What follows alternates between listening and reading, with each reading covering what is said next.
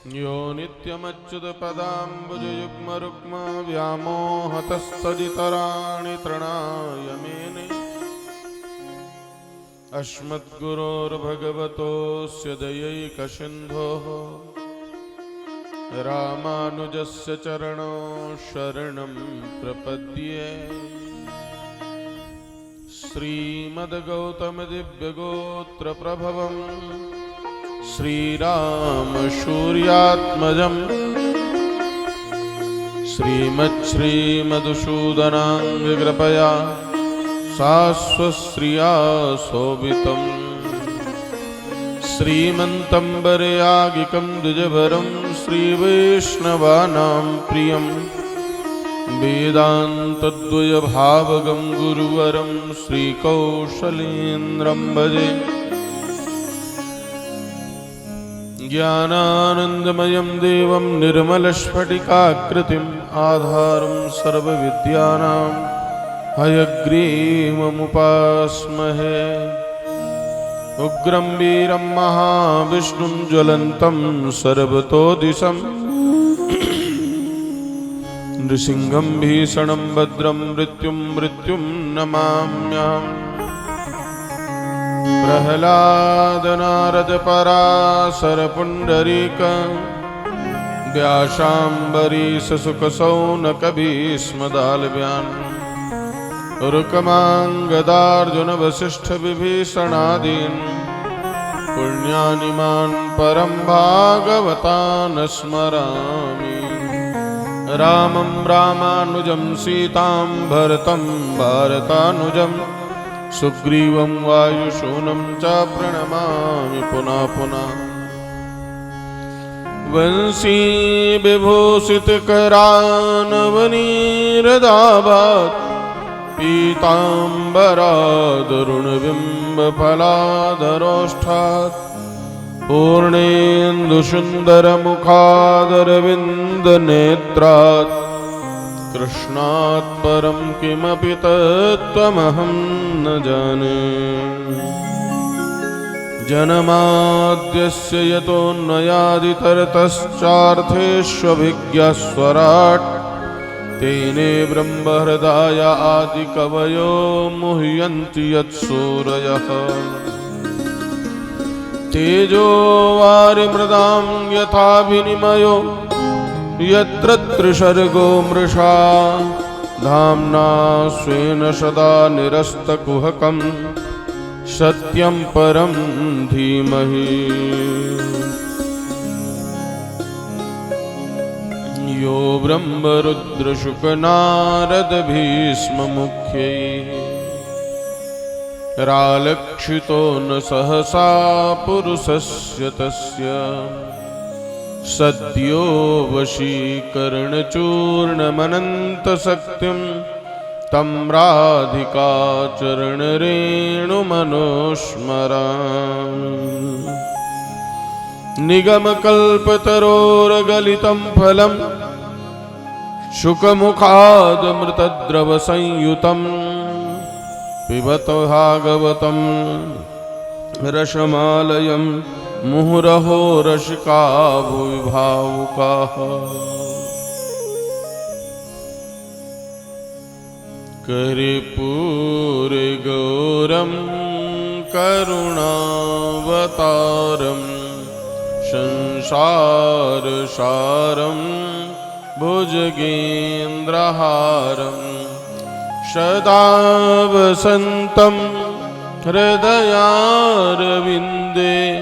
भवं भवानी सहितं नमामि। त्वमेव माता च पिता त्वमेव बन्धुश्च सखा त्वमेव विद्या द्रविणं त्वमेव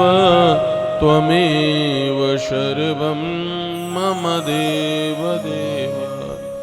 मनोजवं मारुततुल्यवेगं जितेन्द्रियं बुद्धिमतां वरिष्ठं वातात्मजं वानरयोऽथ मुख्यं श्रीरामदूतं शरणं प्रपद्ये। भक्ति भक्त भगवंत गुरु चतुर्नाम वपु एक, इनके पद वंदन किए नाशत विघ्न अनेक। श्री वृंदावन बिहारी लाल की जय हो। भगवत बंधुओं, श्रद्धामयी माताओं, देवियों, अनंत करुणा वरुणालय भक्तवांछा कल्पतरु तड़िद्युत विनंदक पीतांबर पटधारी राधा रसिक बिहारी योगेश्वर सर्वेश्वर भगवान श्री कृष्ण चंद्र आनंद कंद ब्रजचंद्र की वांग्मयी मूर्ति श्रीमद् भागवत महापुराण की पावन कथा, श्री बालकृष्ण प्रभु की कृपा एवं पूर्वजों के आशीर्वाद स्वरूप स्वनाम धन्य श्रीमान कैलाश जी काष्ठ सपरिवार के द्वारा आयोजित इस दिव्य ज्ञान सत्र के द्वितीय दिवस में हम सभी लोग प्रवेश कर रहे हैं।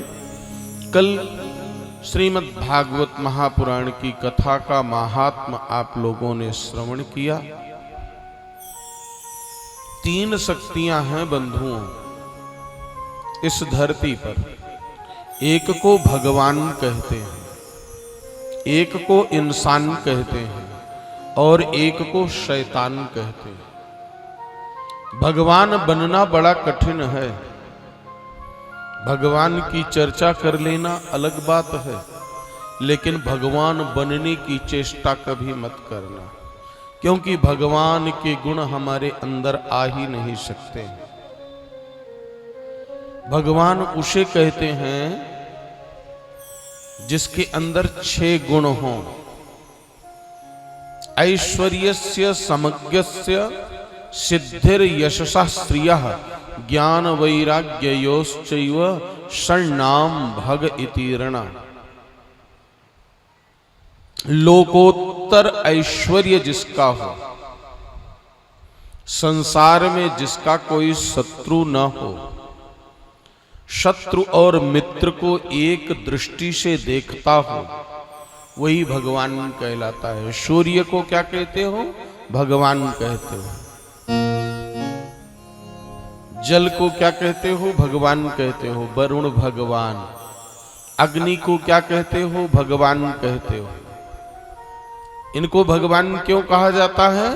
अभेद बुद्धि से, शत्रु और मित्र के भाव से विरत होकर के जो जगत के कल्याण में अपनी ऊर्जा लगावे, उसी का नाम भगवान है। सूर्य भगवान को बैठ करके 1 करोड़ गाली दे दो और सोचो कि ये जून का महीना है, हमसे डर करके दुपक जाएंगे। जो पूजा कर रहा था उसके ऊपर तो उनका प्रभाव पड़ेगा, लेकिन मेरे ऊपर नहीं पड़ेगा, असंभव है। और 1 करोड़ लोटा जल लेकर के सूर्य भगवान के ऊपर अर्घ डालो, सोचो कि हमारे ऊपर प्रसन्न हो जाएंगे। भक्त हैं या चाटुकार हैं, चापलूस हैं, हमारे ऊपर उनका प्रभाव नहीं पड़ेगा, असंभव। ठीक इसी प्रकार से अग्निदेव हैं। चाहे हवन पदार्थ डालिए, सुगंधित पदार्थ, घृत की आहुति दीजिए, लेकिन क्या कहते हैं? होम करते हाथ जल गया।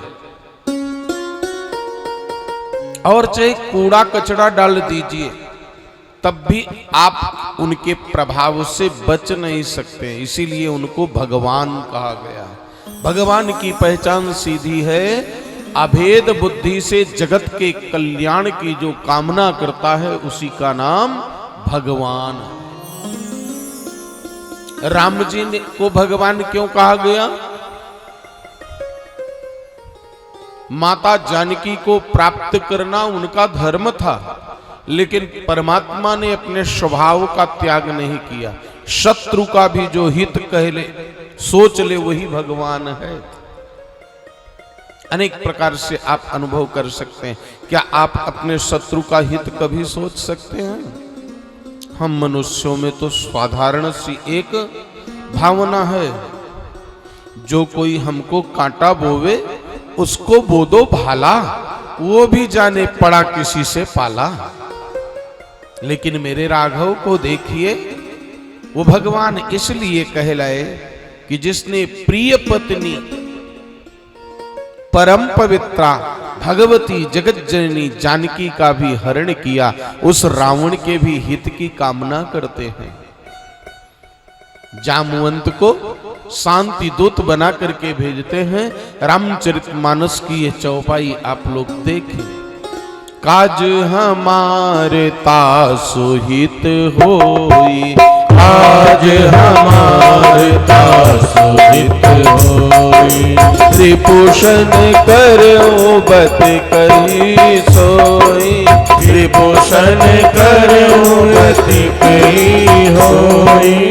काज हमारे तासु हित होई, काज हमारे तासु हित होई, त्रिभूषण करो बत कही सोई, त्रिभूषण करही बत कही होई। मेरा कार्य सिद्ध हो जाए, उसका हित हो, ऐसी बात जाकर के रावण के सामने करना अंगद बाली कुमार से मेरे राघव कहते हैं, इसलिए उनको भगवान कहा गया है। तो 6 गुण जिसके अंदर हो वो भगवान है, और 6 दुर्गुण हैं मेरे अंदर, इसको स्वीकार कर ले, एक्सेप्ट कर ले, वही इंसान कहलाता है।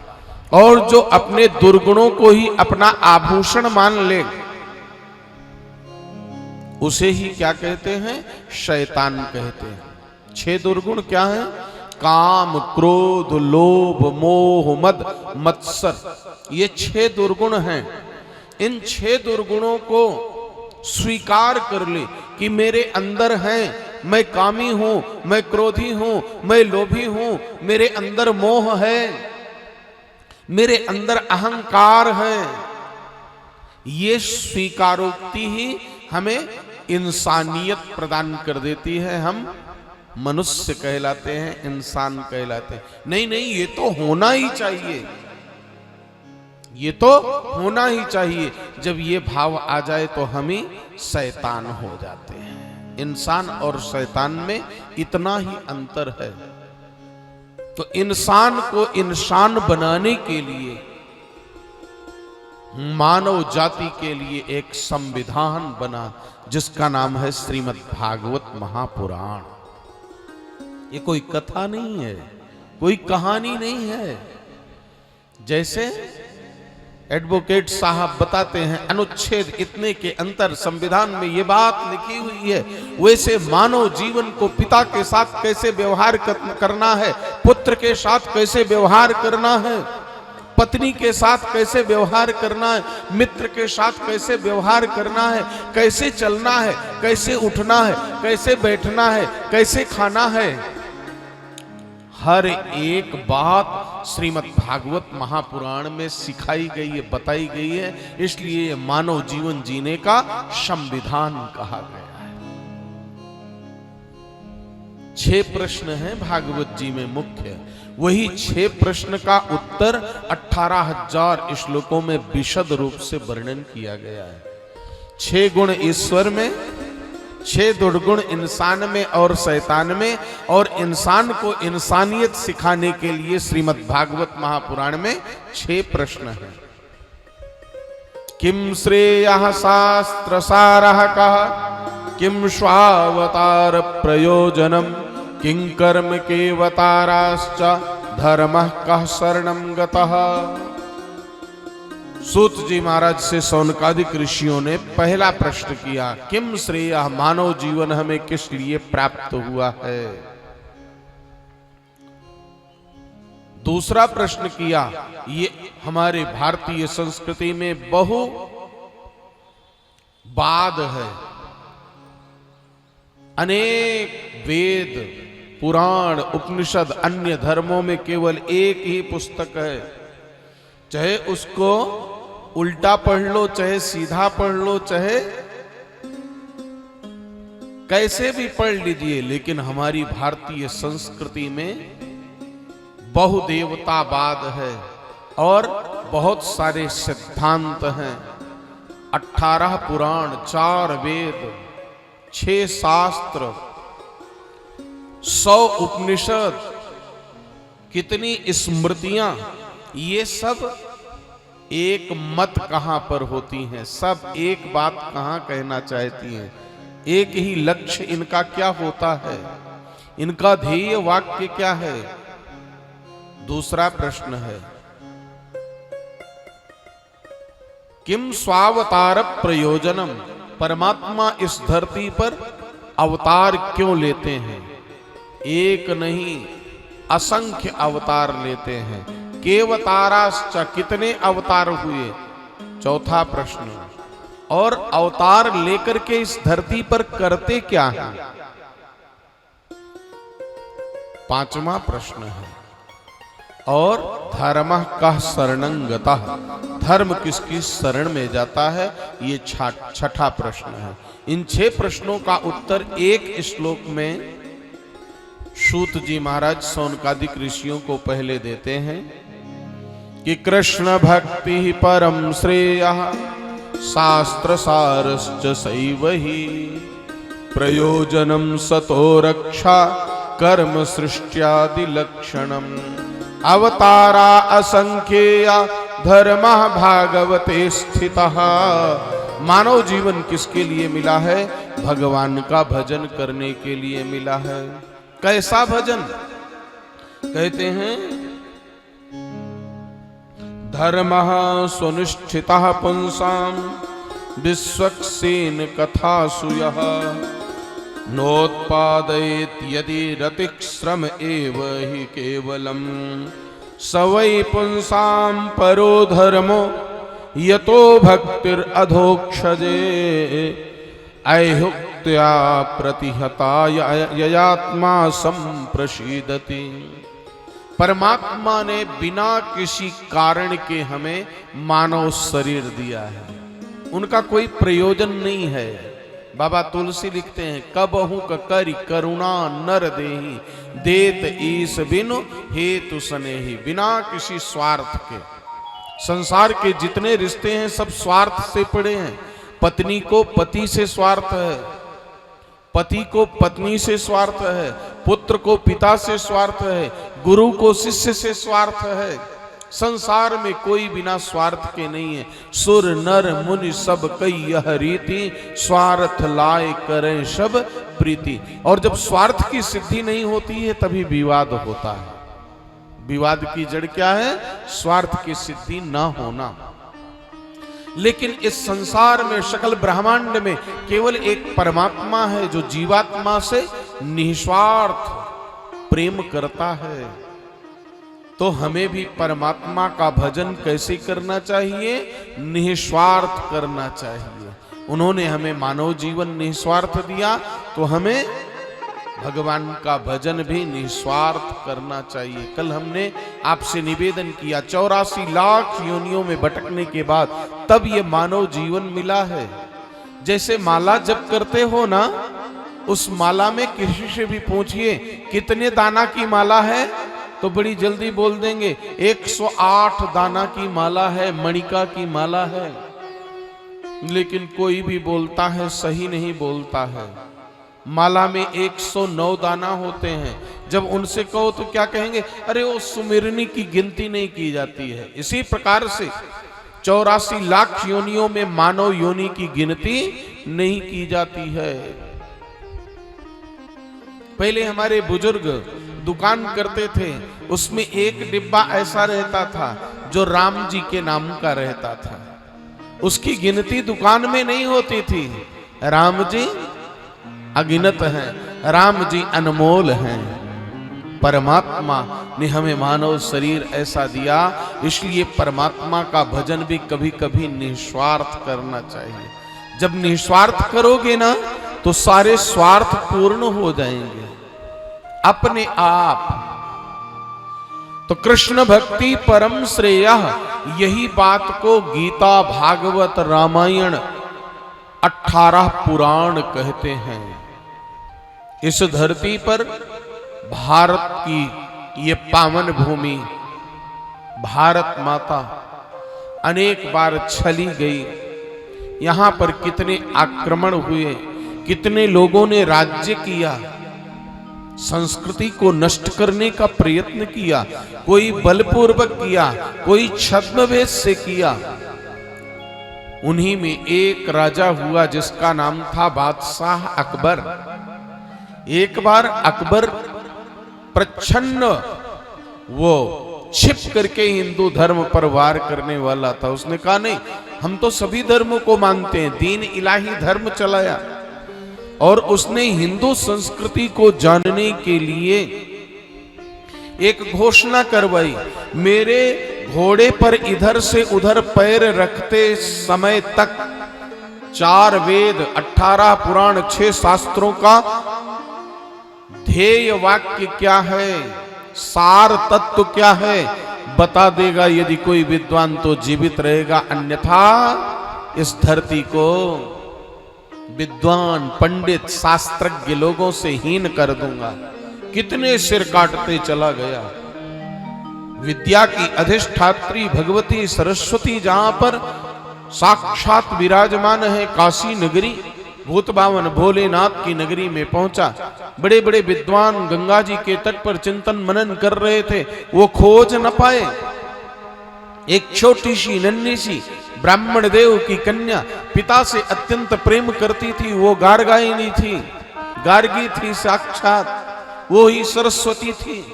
हमारी भारतीय संस्कृति में हर एक कन्या को सरस्वती, दुर्गा और काली के रूप में माना गया।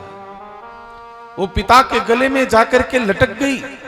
क्या बात है पिताजी, आज आप इतने उदास दिख रहे हैं। बोले कल से तुझे पिता का लाड दुलार नहीं मिलेगा। क्यों? बोले कल प्रातः काल होते ही मेरी मृत्यु निश्चित है और मेरी नहीं, पता नहीं कितने सिर काटे जाएंगे, गंगा जी की धारा लाल हो जाएगी। कारण क्या है? बोले सारे वेद पुराण उपनिषद का सार क्या है, एक ध्येय वाक्य क्या है, एक मत कहां होते हैं, हम खोज खोज के थक गए, हमको नहीं मिला। मां भारती की वह बेटी बोली, वह उत्तर मैं दूंगी पिताजी, जाकर के बादशाह से कह दो। पालकी पे बैठा करके उस छोटी सी बच्ची को लेकर के गए। बादशाह हंसने लगा। जैसे ही घोड़े के इधर से उधर पैर रखा, वो बच्ची चुटकी बजाते हुए और पालकी से नीचे उतरी कि याही में भागवत, याही में गीता, याही में भागवत, याही में गीता। जपो राम सीता, जपो राम सीता, जपो राम सीता, जपो राम सीता। याही में भागवत, याही में गीता, याही में भागवत, याही में गीता। जपो राम सीता, जपो राम सीता, जपो राम सीता, जपो राम सीता। यही भागवत कहती है, यही गीता कहती है, यही रामायण कहती है। प्रभु का भजन करो, बारी मथे घृत होए वरु, सिकता ते वरु तेल, बिनु हरि भजन न भव तरहि, यह सिद्धांत अपेल। गोस्वामी तुलसीदास जी महाराज कहते हैं, बालू को मथते मथते कदाचित मक्खन, पानी को मथते मथते कदाचित मक्खन निकल सकता है, और बालू को कोल्हू में पेरते पेरते कदाचित तेल निकल सकता है, लेकिन भगवान का बिना भजन किए भाव से पार कोई न तो गया है न जा पाएगा। ये अकाट्य सिद्धांत है। तो यही भागवत कहती है, यही रामायण कहती है, यही गीता कहती है, यही उपनिषद कहते हैं, यही वेद कहते हैं। किम श्रेयः शास्त्र सारा का, किम स्वावतार प्रयोजनम। परमात्मा इस धरती पर क्यों आते हैं? तो भगवान ने गीता में स्वयं कहा, यदा यदा ही धर्मस्य ग्लानिर्भवति भारत, अभ्युत्थानमधर्मस्य तदात्मानं सृजाम्यहम्। परित्राणाय साधूनां विनाशाय च दुष्कृतां, धर्म संस्थापनार्थाय संभवामि युगे युगे। जब जब धर्म की हानि होती है तब मैं अवतार लेता हूं। कितने अवतार लेते हैं? असंख्य अवतार लेते हैं। श्रीमद् भागवत महापुराण में 24 अवतारों की चर्चा है बंधुओं, लेकिन उस 24 अवतारों में जो मीरा के गिरधर लाल हैं, चार भुजा नाथ की चर्चा नहीं है। जो धन्ना जाट का ठाट से खेत की रखवाली किए, उन चार भुजा नाथ की चर्चा नहीं है। जो कर्माबाई के खींचड़ों को खाने के लिए दौड़ लगाए, उनकी चर्चा नहीं है। भक्त ने जब पुकारा तब दौड़े दौड़े परमात्मा चले आए हैं। जिस रूप में पुकारा उस रूप में प्रकट हो गए। सपोज कीजिए, 1 मिनट को सोचिए, आपका छोटा सा नन्हा सा बच्चा जब कहता है दादाजी घोड़ा बन जाओ, तो बन जाते हो कि नहीं बन जाते हो? बिना कुछ विचार किए। तो मेरे गोविंद भी जब इस भक्त ने उनको भावपूर्वक कहा ये बन जाओ, तो बन जाते हैं। मीन, कमठ, बामन, बराह, नरसिंह, जिस रूप में भक्त ने उनको ध्याया उस रूप में उनको पाया है। भगवान कहते हैं जैसा ही ध्याए मुझको वैसा ही पाए मुझको। ये भक्त पर है निर्भर, कैसे नचाए मुझको। वो जैसे नचाता है वैसे मुरलिया वाला नाचने लगता है। भक्तन हित नाना रूप धर्यो, अवतारा असंख्येया। क्या करते हैं आकर के? तो जैसे एक किसान खेती करता है धरती माता पर, वैसे इस सकल ब्रह्मांड परमात्मा की खेती है, और हम जीव जगत की सृष्टि परमात्मा करते हैं। हम जीवों को उत्पन्न करना ही उनका कर्म है, सृष्टि उत्पन्न करना। और धर्म किसे कहते हैं? धर्म की व्याख्या बहुत बृहद है और बहुत सूक्ष्म है। नहीं सत्यात् परो धर्मः, सत्य से बड़ा कोई दूसरा धर्म नहीं है। और दूसरा परहित सरिस धर्म नहीं भाई, दूसरे को का हित करना इससे बड़ा धर्म नहीं है। और धर्म किसे कहते हैं? जो धारण किया जाए। पत्नी के द्वारा पत्नी धर्म धारण किया जाता है, जो उसका कर्तव्य है। कर्तव्य को ही धर्म कहते हैं। पिता धर्म का जो पालन करता है उसको पितृधर्म कहते हैं। पुत्र धर्म का जो पालन करता है उसको पुत्र धर्म कहते हैं। राज धर्म का जो पालन करता है उसे राज धर्म कहते हैं। अनेक धर्म। तो धर्म का बड़ा ही बृहद रूप है, और धर्म का सीधा सा अर्थ है जो धारण किया जाए उसी का नाम धर्म है। श्री कृष्ण श्री राम साक्षात विग्रहवान धर्म है। राम जी ने जीवन में कभी भी झूठ नहीं बोला। अन्नतम नोक्त पूर्वम में नाच बक्षे कदाचन। राम जी कहते हैं मुझे स्मरण नहीं है कि मैं कभी भी झूठ बोला हूं, और ना कभी बोलूंगा। और हम सबकी तो मजबूरी हो गई है। ये हाथ में एक खिलौना आ गया ना, यंत्र युग है ये। मंत्र युग, तंत्र युग, यंत्र युग। इस यंत्र युग में मोबाइल जबरदस्ती झूठ बुलवा देता है। सैकड़ों झूठ बिना मतलब के बोल देते हैं। तो जब इस धराधाम को छोड़ करके परमात्मा श्री कृष्ण जाने लगे, तो उनके परम मित्र उद्धव ने कहा तुम तु यास्यसि गोविंद भक्त कार्यम विधाय च। हे कन्हैया, तुम तो इस धराधाम को छोड़ करके जा रहे हो, अब आपके भक्त किसका आलंबन लेंगे, किसके सहारे जिएंगे? जाते हो मोहन छोड़कर, कैसे जिएंगे हम? तो भगवान ने स्वकीयम यद भवेत् तेजः तच्च भागवते दधात्, अपने दिव्य तेज को श्रीमद् भागवत महापुराण में स्थापित कर दिया। इसलिए तेने यम वांगमयी मूर्ति प्रत्यक्षा श्री कृष्ण एव ही। श्रीमद् भागवत महापुराण कोई पोथी नहीं है, कोई पन्ना नहीं है, कोई उपनिषद नहीं है, कोई किताब नहीं है। ये क्या है? साक्षात श्री कृष्ण का स्वरूप है। अनुभव करने वाले सब अनुभव कर लेते हैं। यहीं पर नृत्य करता हुआ वो दिखाई पड़ेगा, यहीं पर वो माखन चुराते दिखाई पड़ेगा, यहीं पर वो रोते हुए दिखाई पड़ेगा, यहीं पर वो मैया से कहेगा, मैया मारे मत मैया बचन भरवाए ले। बस अनुभव करने की बात है। तो ये श्रीमद् भागवत महापुराण का प्राकट्य कब हुआ? सूत जी महाराज से सौनकादिक ऋषियों ने कहा, कस्मिन युगे प्रवृत्तोयम अस्थाने वा केन हेतुनः। किस युग में प्रकट हुई ये भागवत की कथा, किस स्थान पर और किस कारण से प्रकट हुई? तो श्रीमद् भागवत महापुराण की कथा धरती पर सर्वप्रथम तो प्रकट हुई भगवान भूत भामन भोलेनाथ के मुखार बिंद से। एक दिन देवर्षि नारद कैलाश पर्वत पर पहुंचे, कौतुक सूझा, माता पार्वती से बोले, बड़ा सुंदर सुस्वादु जलपान हो गया। प्रेम से बैठ गए मां के सामने। मैया पार्वती ने कहा, नारद जी आपके मन में आज कुछ उथल पुथल है।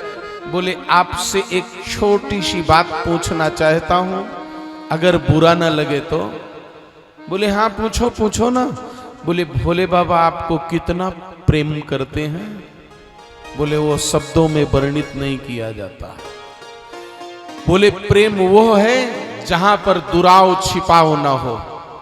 भोले बाबा की जिंदगी के हर एक रहस्य को आप जानती हैं? बोले, हाँ सब जानती हूं, कुछ भी छिपा नहीं है। बोले, मैया क्षमा कीजिएगा, बड़े कपटी हैं वो, तन से भी काले हैं, मन से भी काले हैं। बोले, क्या बात करते हो? हमारे स्वामी के लिए ऐसा शब्द बोलते हो? मुझे सहन नहीं हो रहा है, अभी भद्रकाली रूप प्रकट हो जाएगा। बोले, भले श्राप दे देना, लेकिन जो कह रहा हूं वो सत्य है। बोले, क्या छिपाया उन्होंने हमसे? बोले, कभी बताया ये नरमुंडो की माला क्यों पहन रखे हैं, ये कौन है? श्रीमद् भागवती वार्ता को इस धरा पर प्रकट करने के लिए नारद, जिनका आना कभी रद्द नहीं होता है, वो देवर्षि नारद पार्वती माता से जब ये प्रश्न किए, बोले, ये तो कभी प्रसंग ही नहीं छिड़ा, मैंने नहीं पूछा ना उन्होंने बताया। बोले, बस यही तो बात है। अच्छा मैं चलता हूं। नारद जी चल दिए और माता जी एक कंदरा में गुफा में जाकर के छिपके बैठ गई। भोलेनाथ आए, डमरू बजाए, इधर उधर देखा, कहीं पर भी पार्वती का पता नहीं है। बाद में नंदी बाबा ने इशारा किया, वो कंदरा के अंदर बाल बिखेरे हुए धरती पर पड़ी हुई हैं। भोलेनाथ जाकर के मैया को बड़ा लाड लडाया। बोले, झूठा प्यार मुझे नहीं चाहिए, तुम्हारे अंदर कपट व्यवहार है। माता जी कहने लगी, जब तो मेरे भोलेनाथ ने कहा, नारद जी आए थे क्या? बोले, आए थे नहीं आए थे इससे मतलब नहीं है, आपने मुझसे कुछ छिपाया कि नहीं ये बताओ। बोले, कुछ भी नहीं। बोले, फिर झूठ बोल रहे हो, ये गले में नरमुंडमाला किसकी है? बोले, ये तो आपसे अत्यंत प्रेम करता हूं, जब जब आपने देह त्याग किया है तब तक आपके मुंड की माला मैं अपने गले में धारण करता हूं। तो आपने कैसा अमृत पान कर लिया कि आप तो अमर हो गए और मैं मरती रही जीती रही, मरती रही जीती रही। बोले, मुझे अमर कथा का ज्ञान है। बोले, आज अमर कथा वो मुझको भी श्रवण कराइए ना। पार्वती मैया से भोलेनाथ ने कहा, सावधान रहना देवी, ये अमर कथा कहीं पर भी प्रकट नहीं होनी चाहिए, कभी भी प्रकट नहीं होनी चाहिए। बोले, बिल्कुल मैं सावधान हूं, आप चिंता मत कीजिए। भोले बाबा ने डमरू बजाया, जितने भी कैलाश पर्वत पर जीव थे सब उड़ करके चले गए। एक मरा हुआ सुख का अंडा मृत प्राय बिल्कुल पड़ा हुआ था। पार्वती जी से फिर भी बोले जाओ देख के आओ कहीं कोई है तो नहीं। तो मैया पार्वती ने सोचा ये तो मृत प्राय है, इसके लिए क्या कहना। बोले कोई नहीं है। और भोले बाबा समाधि में चले गए। श्रीमद् भागवती वार्ता 10वें स्कंद तक कन्हैया की लीला का वर्णन किया, बाल लीला का। और तब तक तो मैया सुनती रही। और जैसे ही वेदांत की चर्चा 11 स्कंद में हुई, 9 योगेश्वरों का चरित्र, 24 गुरुओं का चरित्र, मैया सो गई। तब तक कृष्ण कथा मृत को पान करके वो तोता जीवित हो गया है। वो शोक हुकारी भरने लगा। और जैसे ही भोलेनाथ ने कहा कथा का विश्राम करता हूं, पार्वती मैया ने कहा अरे प्रभु सुनिए, वो 9 योगीश्वरों में पहला तो मैंने जान लिया, उसके बाद कवि के बाद हरि ने क्या कहा था। बोले हरि ने क्या कहा था, सब चौपट कर दिया तुमने। वो हुकारी कौन भर रहा था। इतने में भोलेनाथ का त्रिनेत्र खुले, वो तोते का छोटा सा बच्चा उड़ा आकाश मार्ग में और सीधे कैलाश पर्वत से विशालापुरी बद्रिका आश्रम पहुंचा। महर्षि वेदव्यास की पत्नी बैठी हुई थी, उन्हें जमहाई आई और उनका मुंह खुला, उसी में गप से अंदर चला गया। भोले बाबा त्रिशूल लिए हुए चारों तरफ दौड़ रहे हैं, पार्वती मैया पीछे पीछे। और वेदव्यास जी ने कहा प्रभु इतने क्रोधित होकर के यहां क्यों आए हो। बोले हमारा शिकार तुम्हारी कुटिया के अंदर गया।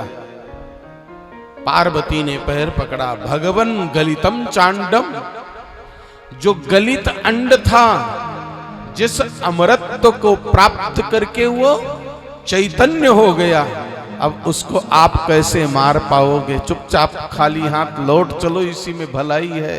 क्रोधम मां कुरु शंकर, क्रोध मत करो शिव, लौट चलो कैलाश पर्वत पे। भोले बाबा उदास होकर के चले आए। गुप्त रहस्य आज लीक हो गया। इधर मां के गर्भ में 1 दिन 2 दिन 1 वर्ष 2 वर्ष नहीं 12 वर्ष तक सुखदेव जी चुपचाप बैठे हुए हैं। एक दिन गर्भस्थ शिशु से व्यास जी ने चर्चा किया, मां को बड़ा कष्ट है, बाहर निकलो। बोले मां से ज्यादा मुझे कितना कष्ट है इसको कौन समझ पाएगा, कौन समझता है। मैं मल मूत्र के ऊपर थैली में बंद हूं। हर एक जीव की यही दशा होती है, उल्टे मुंह पड़ा रहता है। कितना दर्द कितनी वेदना होती है।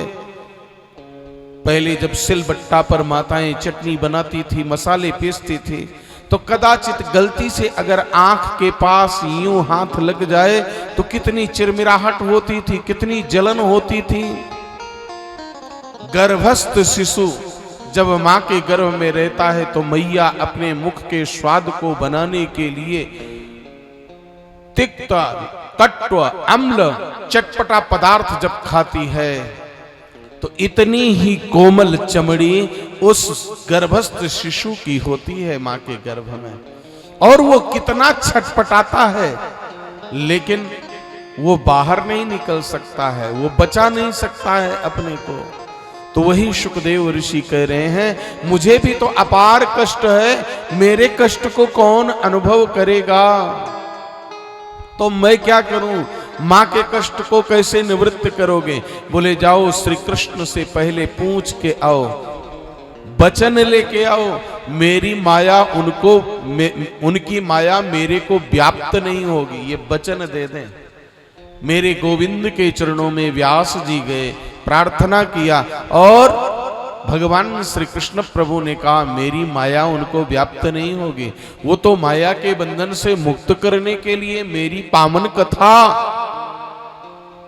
जो पहले सुन चुके हैं शंभु अविनाशी कैलाशवासी से, उसको आपसे पुनः पुनः सुन करके और फिर जगत में व्याप्त कर देंगे। जा करके वचन दे दो, मैं वचन दे रहा हूं। जैसे ही कन्हैया का वचन लेकर के आए महर्षि वेदव्यास जी, मां के गर्भ से प्रसव हुआ और यम प्रव्रजंतमनुपेत मपेत कृत्यम द्वैपायनो विरह कातर आजुहाव पुत्रेति तन्मयतया तरवोभिनेन्दोस् तम सर्वभूत हृदयम मुनि मानतोस्मि। 12 वर्ष के बाद मां के गर्भ से बाहर आए थे, बड़े से थे, उस नाल को ही यज्ञोपवीत की तरह लपेट करके जंगल में चल दिए। पिताजी पीछे पीछे जाते हुए कह रहे हैं, पुत्र पुत्र पुत्र लौट आओ। उनका वृक्षों ने अभिनंदन किया। क्या कहते हैं? आपका पुत्र परोपकारी है कि परोपकाराय बहन्ति नद्यः परोपकाराय फलन्ति वृक्षा परोपकाराय दुहन्ति गावः परोपकाराय मिदं शरीरम। हे देवर्षि, परोपकार के लिए नदियां जल प्रवाहित करती हैं, परोपकार के लिए हम वृक्षों को देखो जो पत्थर मारते हैं, उनको अपना प्रिय पुत्र फल स्वरूप प्रदान करते हैं। बचपन को याद करें बड़े बुजुर्ग, आजकल तो बच्चों का बचपन छीन लिया गया। कहां आम तोड़ने को मिलता है उनको। पहले ये सीजन चल रहा है, चुपके से घर से निकल लेते हैं, हाथ में कुछ भाटा होता, कुछ डंडा होता, चिल्लाहट मस्ती, फलन उसका बेटा आया, उसकी बेटी आई, ये तोड़ करके ले गया, वो तोड़ करके ले गया। तो कितने ईंटा पत्थर हम चलाते थे और फल तोड़ लेते थे। तो वृक्ष कह रहे हैं हम अपने पुत्र रूप फल पत्थर मारने वाले को देते हैं। नदी जल प्रवाहित करती है परोपकार के लिए, गौ माता दूध देती है परोपकार के लिए, ये मानव तन भी परोपकार के लिए है। जाओ जाओ, तुम्हारा पुत्र परोपकारी है, वो परोपकार के लिए इस दुनिया में आया है, उसको हरि भजन करने दो। महर्षि वेदव्यास जी चुपचाप लौट आए। असंतोष हुआ। 2 प्रकार की संतानें होती हैं। एक संतान होती है कीर्ति रूपी और एक होती है औरस संतान। जो माता पिता के गर्भ से उत्पन्न हो वो औरस संतान है। और कीर्ति संतान क्या है? कोई लेखक बन गया जिसकी लेखनी अमर हो गई, कोई अच्छा कार्य कर गया, कीर्ति उसकी अमर हो गई। तो कीर्ति यस्य स जीवति, कीर्ति ही जीवन है। महर्षि वेदव्यास जी आज दुखी हैं, दोनों प्रकार से उनकी कीर्ति नष्ट हो गई। संतान भी जन्म लेते ही चुपचाप जंगल में चली गई और जीवन में बहुत परिश्रम किया उन्होंने। 17 पुराणों की रचना किया, कोई भी उनकी बात का समर्थन नहीं कर रहा है, कोई उनकी लेखनी का सम्मान नहीं कर रहा है, कोई उन ग्रंथों को उठा करके पढ़ नहीं रहा है। कारण क्या? क्योंकि उन्होंने सत्य को अभी तक प्रकट नहीं किया था, सत्य का अनुभव जीवन में नहीं किया था। गंगा में गए गंगादास, जमुना में गए जमुनादास, जिस देवी देवता के नाम पर जिस पुराण की रचना किया उसी को श्रेष्ठ कह दिया। लेकिन सर्वश्रेष्ठ तो कोई एक होगा, सुप्रीम तो एक ही होता है। वो कौन है? जिसने इस धरती को बनाया, जिसने अंबर को बनाया, जिसने तारों को महकाया। उसकी कितनी गजब निराली दुनिया है, देखो तो सही। एक ही खेत में गन्ना बोया हुआ है जिसमें मिठास ही मिठास भरी हुई है, और उसी खेत में मिर्चा बोया हुआ है, उसमें तीखापन ही भरा हुआ है। उसमें तीखापन कौन भर दिया जाकर? उसमें मिठास कौन भर दिया? ये परमात्मा के अलावा और कौन है जो भर सकता है? उस परमात्मा का गुणानुवाद अभी तक महर्षि वेदव्यास के द्वारा नहीं हुआ था, क्योंकि विवेक कब जागृत होता है? सत्संग से होता है। आज तक देवर्षि महर्षि वेदव्यास को सत्संग की प्राप्ति नहीं हुई थी, चिंता में बैठे हुए थे, डिप्रेशन में आ गए थे। भागवत डिप्रेशन रूपी रोग की औषधि है। देवर्षि नारद का आगमन हुआ सम्याप्रास तीर्थ, जहां पर भारत का प्रथम गांव कहा जाए या अंतिम गांव कहा जाए। जब बद्रिका आश्रम कभी दर्शन करने जाइए तो वहां पर हमारे पूर्वज महामानव भीम के द्वारा एक शिला उठा के रखी गई है, जिसको भीम पुल कहते हैं। उसी के पास सरस्वती नदी कलकल निनाद करती हुई प्रवाहित हो रही है। वहीं पर महर्षि वेदव्यास जी का आश्रम है। जब बेचारे असंतोष हुआ, डिप्रेशन में गए, तो नदी के किनारे बैठ गए। कभी भी अपने को कोठरी में बंद मत करना। यदि कभी अवसाद आ जाए, विषाद आ जाए, डिप्रेशन आ जाए, चिंता हो जाए, टेंशन आ जाए, तो क्या करना? किसी वृक्ष के पास जाना, बगीचे में। वो कितने झंझावात सहन करते हैं। किसी पहाड़ के नीचे जाना, वो भी आपको शिक्षा देंगे। तुम एक समस्या से हिल गए और हमको देखो, दिन रात हम समस्याओं को जूझ रहे हैं। कितनी हवा चली, कितना तूफान आया, कितनी बरसात हुई, कितनी सूर्य की तपन हुई, लेकिन हम जहां थे वहीं हैं। कभी जल के प्रवाह के पास जाना, वहां से भी आपको जीवन जीने की प्रेरणा मिलेगी। जब ये नहीं रहा तो वो भी नहीं रहेगा। जल का प्रवाह हमेशा प्रवाहित होता रहता है। तो स्थिरता यहां पर न सुख की है न दुख की है। अनित्यम सुखम लोकम इमं प्राप्य भजस्वाम सरतीति संसारः। जो सतत प्रवाहशील है, चलायमान है, उसी का नाम क्या है? संसार है। देवर्षि नारद ने उठ करके महर्षि वेदव्यास जी को प्रणाम नहीं किया। प्रणाम करने मात्र से 4 चीजें बढ़ जाती हैं। अभिवादनशीलस्य नित्य वृद्धोपसेविनः चत्वारि तस्य वर्धन्ते आयुर्विद्या यशो बलम। 4 चीजें अनायास बढ़ती हैं, इसलिए प्रणाम जरूर करना चाहिए। प्रणाम की विधि 4 प्रकार की बताई गई है। जो आजकल हमने अपना लिया पाश्चात्य संस्कृति को, उसका कहीं पर भी उल्लेख नहीं है। प्रणाम कैसे होता है? साष्टांग, जैसे भरत लाल ने प्रभु श्री राम को किया। पाहि नाथ पुनि पाहि गोसाई, भूतल पर्यो लकुटि की नाई। और दूसरा प्रणाम किसने किया? बाबा तुलसी ने किया है। सिय राम मैं सब जग जानी, करऊं प्रणाम जोरी जुग पानी। दोनों हाथ जोड़ करके प्रणाम करो। तीसरा प्रणाम की विधि क्या है? स्वयं राघव ने किया है। गुरुदेव वशिष्ठ बैठे थे अयोध्या में और राम जी जनकपुर में थे। जनकपुर में बैठे बैठे धनुष तोड़ने के पहले कैसे प्रणाम करते हैं? गुरु ही प्रणाम मन ही मन कीन्हा, अति लाघव उठाय धनु लीना। मानसिक प्रणाम किया है।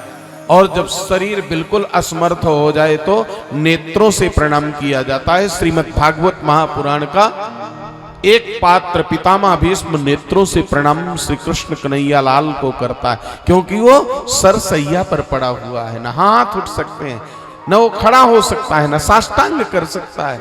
तो परिस्थिति जन्य स्थिति में अपने इष्ट को प्रणाम करो, लेकिन कभी भी एक हाथ से प्रणाम मत करना। ये हमारी संस्कृति नहीं है। शास्त्र इसके लिए क्या कहता है? जैसे आपके हाथ में मोबाइल में एक बटन है डिलीट ना, उसके दबते ही सारा डेटा साफ, वैसे ही जन्म प्रभृति यत् किंचित सुकृतम समुपार्जितम तत् सर्वम निष्फलम याति एक हस्ताभिवादनात्। जीवन में आपने जितना भी पुण्य किया है, जितना भी सत्कर्म किया है, एक बार ऐसे किसी को, महापुरुष को, अपने बड़े जनों को हाथ दिखा करके यूं करके प्रणाम किया नहीं कि सारा पुण्य नष्ट हो जाता है। इसलिए कभी भी एक हाथ से प्रणाम नहीं करना चाहिए।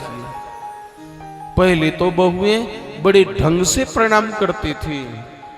बड़ी बुजुर्गों को, सासू माँ को दोनों हाथों से ढोक देते समय, लेकिन मैया भी तो गजब ढाने लगी ना। अपनी बहू पता नहीं कभी दबाती है कि नहीं। वो नई नबेली बहू आई तो पैर दबाने क्या बैठी, आशीर्वाद की झड़ी लगा दिया और पैर दबवाने से फुर्सत ही नहीं हो रही, मनाही नहीं कर रही। इसलिए अब नई नई बहुओं ने वो चैप्टर को ही चेंज कर दिया। बस राम राम सा इतने में ही ठीक है, ऐसा नहीं थोड़ी देर दबवा लो उसके बाद कह दो बेटा सुखी रहो, बस हो गया बहुत है। तो 4 प्रकार का परिणाम होता है। एक भी परिणाम नहीं किया महर्षि वेदव्यास ने देवर्षि नारद को। नारद जी ने कहा आपके दिमाग में कुछ न कुछ उथल पुथल हो रही है, आप बड़े दुखी हो, कारण क्या है बताइए। महर्षि वेदव्यास ने कहा पुत्र हुआ वो भी जंगल चला गया, मैंने बड़ा परिश्रम करके लेखनी अपनी चलाई, 17 पुराणों की रचना किया, उसको भी कोई देखने वाला नहीं है, मैं करूं तो क्या करूं। बोले आपने सत्य को नहीं प्रतिपादित किया है। देखो बिना साधु संगत के जीवन में कुछ भी नहीं मिलता है, इसलिए साधु की संगत जरूर करना चाहिए, तभी भगवान की कृपा मिलती है। ईश्वर की कृपा चाहिए तो किसी साधु की संगत कर लीजिए, सत्संग कीजिए। सत्संग ही मानव जीवन का सबसे बड़ा सार्थक बनाने का उपाय है। संतन के संग लाग रे तेरी अच्छी बनेगी, अच्छी बनेगी तेरी किस्मत जगेगी, ओए तेरो बड़ो भाग रे तेरी अच्छी बनेगी।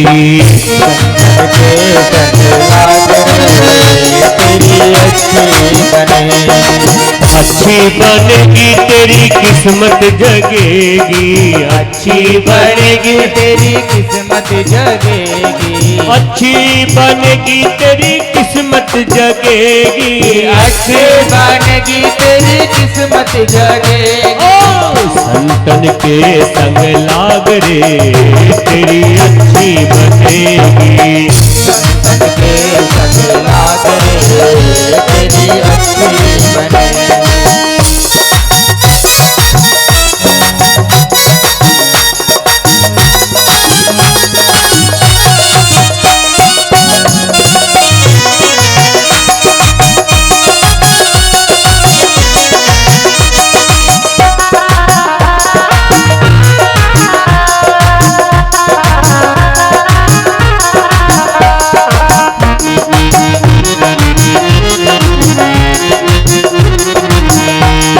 ध्रुव जी की बन गई प्रहलाद जी की बन गई, ध्रुव जी की बन गई प्रहलाद जी की बन गई, ध्रुव जी की बन गई प्रहलाद जी की बन गई, ध्रुव जी की बन गई प्रहलाद जी की बन गई। मिट जाए अरे मिट जाए उड़ के दाग रे तेरी अच्छी बनेगी, मिट जाए उड़ के दाग रे तेरी अच्छी बनेगी। ओ संतर के संग लाग रे तेरी अच्छी बनेगी, संतर के संग लाग रे तेरी अच्छी बनेगी।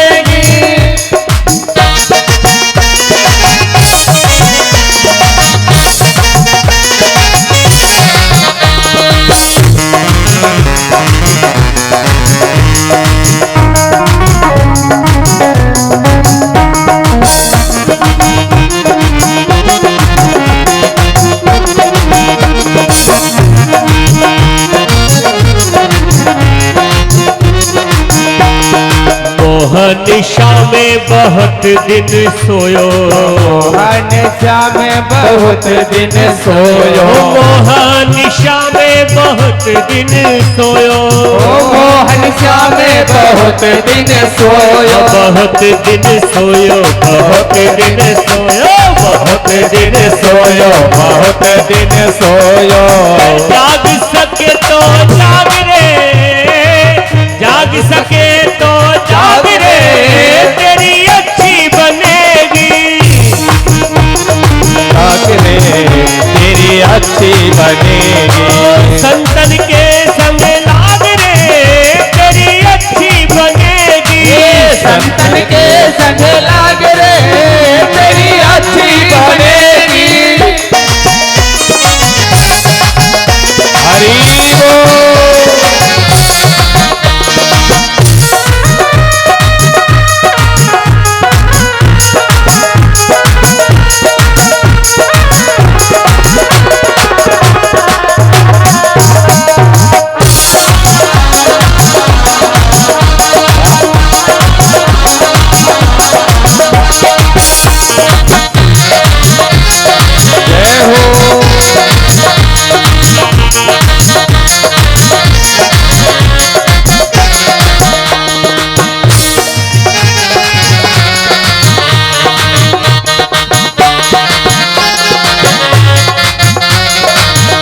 अरे सुत वित नारी तीन आशाएं, सुत वित नारी तीन आशाएं, तीन आशाएं, तीन आशाएं, तीन आशाएं रे तीन आशाएं। सुत वित नारी तीन आशाएं, सुत वित नारी तीन आशाएं। वो त्याग सके तो त्याग रे तेरी अच्छी बनेगी।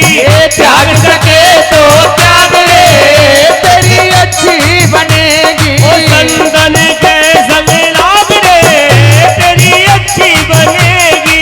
संतन के संग लाग रे तेरी अच्छी बनेगी।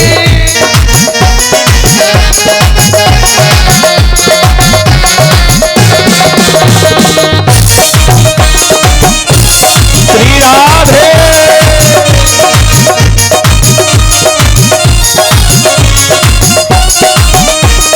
कहते कबीर सुनो भाई साधो, कहते कबीर सुनो भाई साधो, सुनो भाई साधो, सुनो भाई साधो, सुनो भाई साधु, सुनो भाई साधु।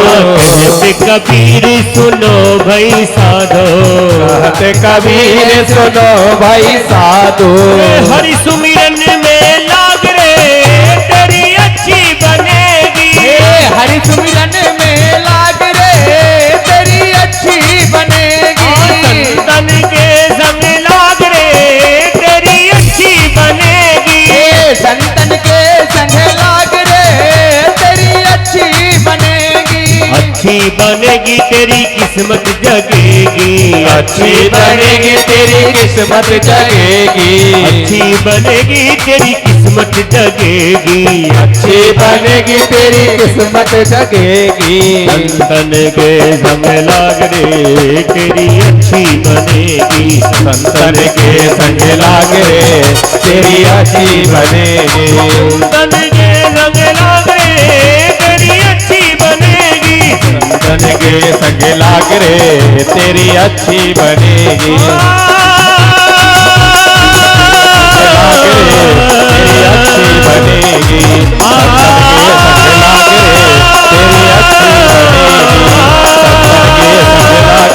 जय जय श्री राधे, जय जय श्री राधे, जय जय श्री राधे।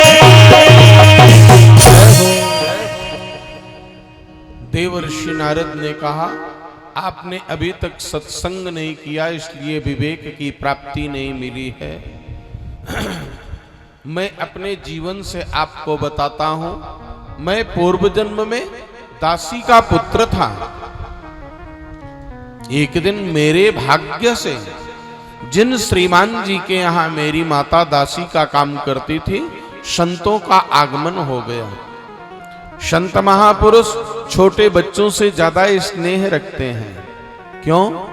क्योंकि छोटा बच्चा परमात्मा का साक्षात रूप होता है। उसके अंदर षड विकार नहीं है, काम क्रोध लोभ मोह मद मत्सर अहंकार नहीं है।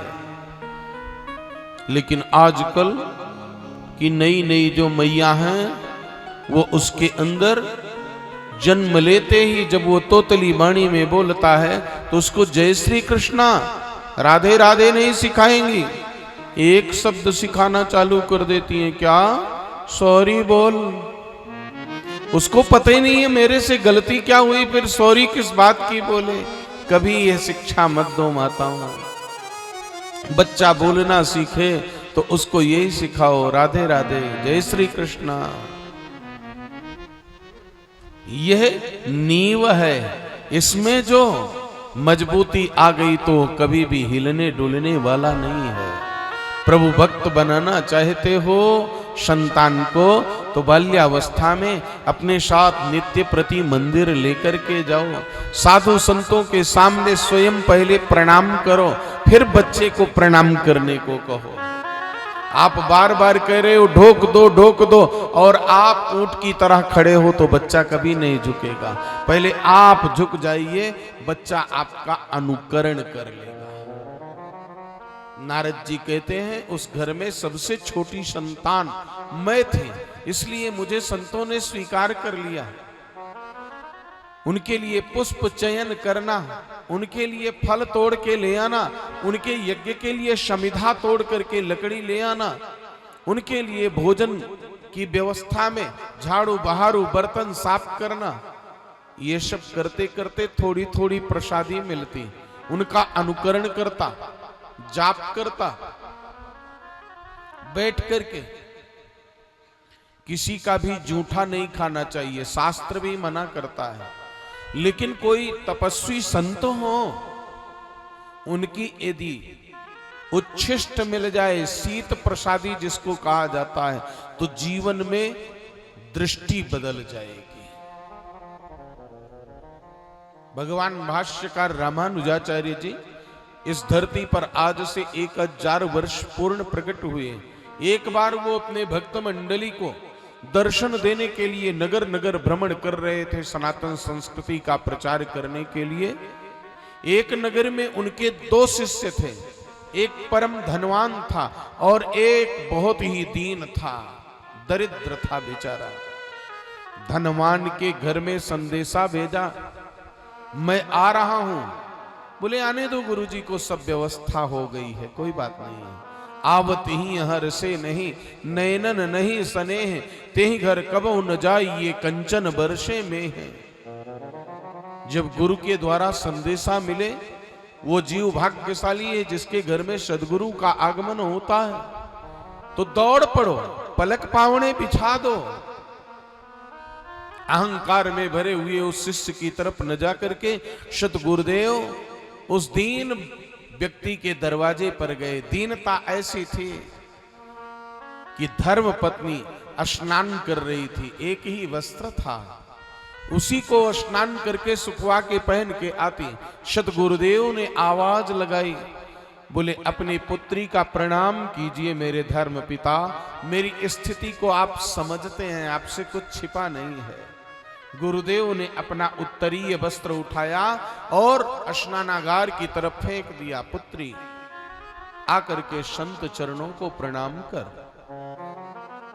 उस देवी ने अपनी लज्जा को ढक करके आकर के प्रणाम किया। संत मंडली तेरे दरवाजे पर आई है, इसका स्वागत सत्कार कर, आतिथ्य कर। बड़ी सुंदरी थी, उसके रूप पर आसक्त था नगर का धनिक व्यक्ति, लेकिन आज तक उसके सतीत्व को डिगा न पाया। आज उस देवी ने विचार किया, हाथी के दांत के गहने अनेक बने, मृग के चर्म ऋषि मुनि मन भाई है। हाथी भी मरने के बाद उसके दांत के गहने बनते हैं। मृग मरने के बाद भी ऋषि मुनियों को आसन के रूप में उसका चमड़ा काम में आता है।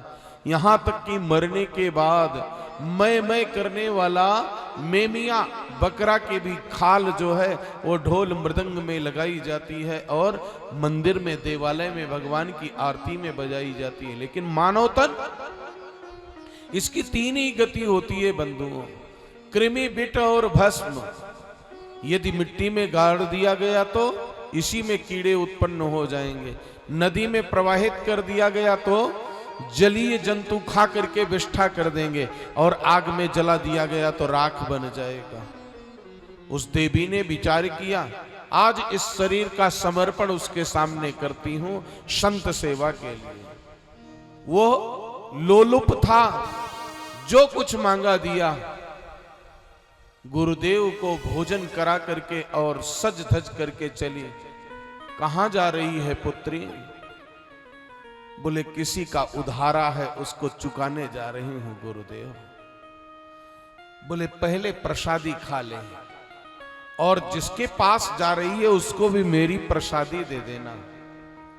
लेकर के गुरु का उच्छिष्ट पहुंची।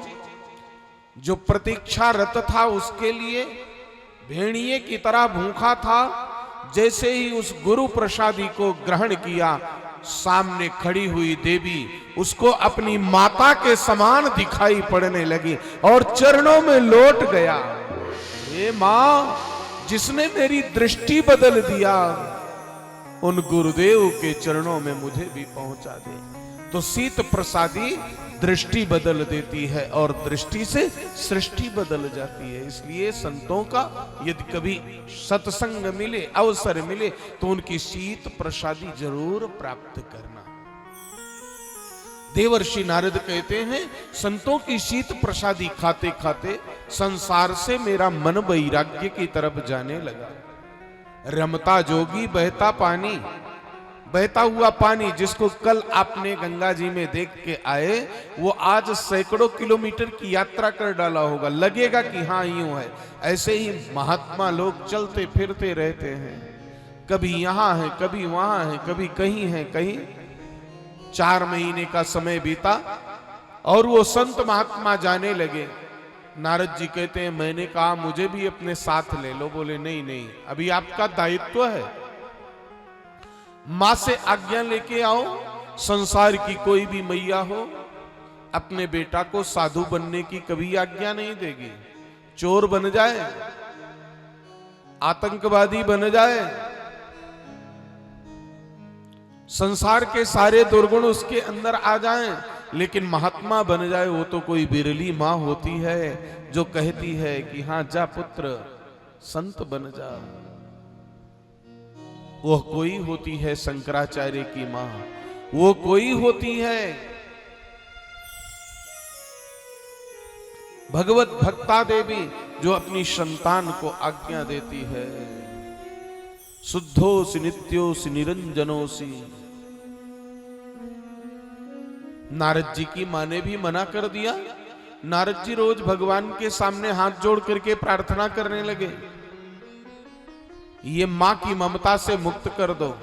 एक दिन गाय दुहने के लिए मैया गई और वहीं पर काल बैठा हुआ था, विषधर भुजंग के रूप में काट लिया। मैया का प्राणांत हो गया। दुनिया को दिखाने के लिए बहुत रोए, लेकिन नारद जी का ये वाक्य है कि मैं एकांत में भगवान का बहुत बहुत धन्यवाद दिया। मां की ममता से आपने मुझे मुक्त किया। जाना तो है ही एक दिन सबको, और मैं मां के ऊर्ध्वदैहिक कर्म को करके जब चलने लगा, तो वो श्रीमान जी कहने लगे, जिनके घर में मेरी मां दासी थी, कि क्यों जा रहे हो, तुम्हारा विवाह कराएंगे, तुम्हारा वेतन दुगना कर देंगे, तुम्हारे लिए सारी व्यवस्था देंगे। नारद जी ने कहा, मैंने हाथ जोड़ करके उस परमात्मा का धन्यवाद दिया जिसके मार्ग पर चलते ही सब कुछ दुगना हो गया। जब वो परमात्मा मिल जाएंगे तो क्या नहीं मिल जाएगा। यत्र तत्र विचरण करता हुआ, संतों के मुख से सुना हुआ परमात्मा का नाम जपता हुआ, जोर जोर से चिल्लाया। लोगों ने पागल कहा।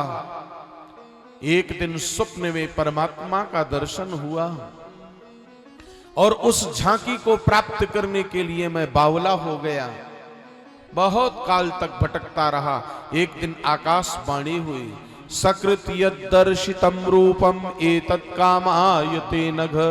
इस जन्म में तूने जितना पुण्य किया था उसके परिणाम स्वरूप मेरी एक झलक पा गया।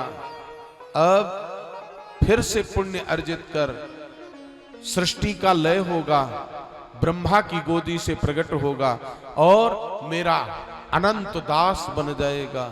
संत कृपा प्रसाद स्वरूप आज मैं ब्रह्मा का पुत्र नारद देवदत्त नाम की वीणा लेकर के जहां चाहता हूं, जब चाहता हूं, तब भ्रमण करता रहता हूं। नारद जी ने कहा, इसलिए सत्संग अब आपको मिल गया मेरे द्वारा, अब सर्वेश्वर का गुणानुवाद कीजिए। और महर्षि वेदव्यास जी देवर्षि नारद को प्रणाम करके प्रभु का गुणानुवाद श्रीमद् भागवत महापुराण की कथा की रचना करने का निर्णय किया। कहां से प्रारंभ करूं? परमात्मा के अनंत गुण हैं बंधुओं। उन अनंत गुणों में सबसे श्रेष्ठ गुण क्या है? रामावतार में और कृष्णावतार में करुणा। करुणा किसे कहते हैं? पर दुखेषु दुखित्वम करुणात्वम। दूसरे के दुख को देख करके जो दुखित हो जाए उसी का नाम करुणा है। मेरे गोविंद के हृदय में करुणा कहां प्रकट हुई है? कृष्णावतार में। वहीं से कृष्ण कथा प्रारंभ करूंगा। महर्षि वेदव्यास जी सोच रहे थे और पूरे ग्रंथ की रचना कर डाला।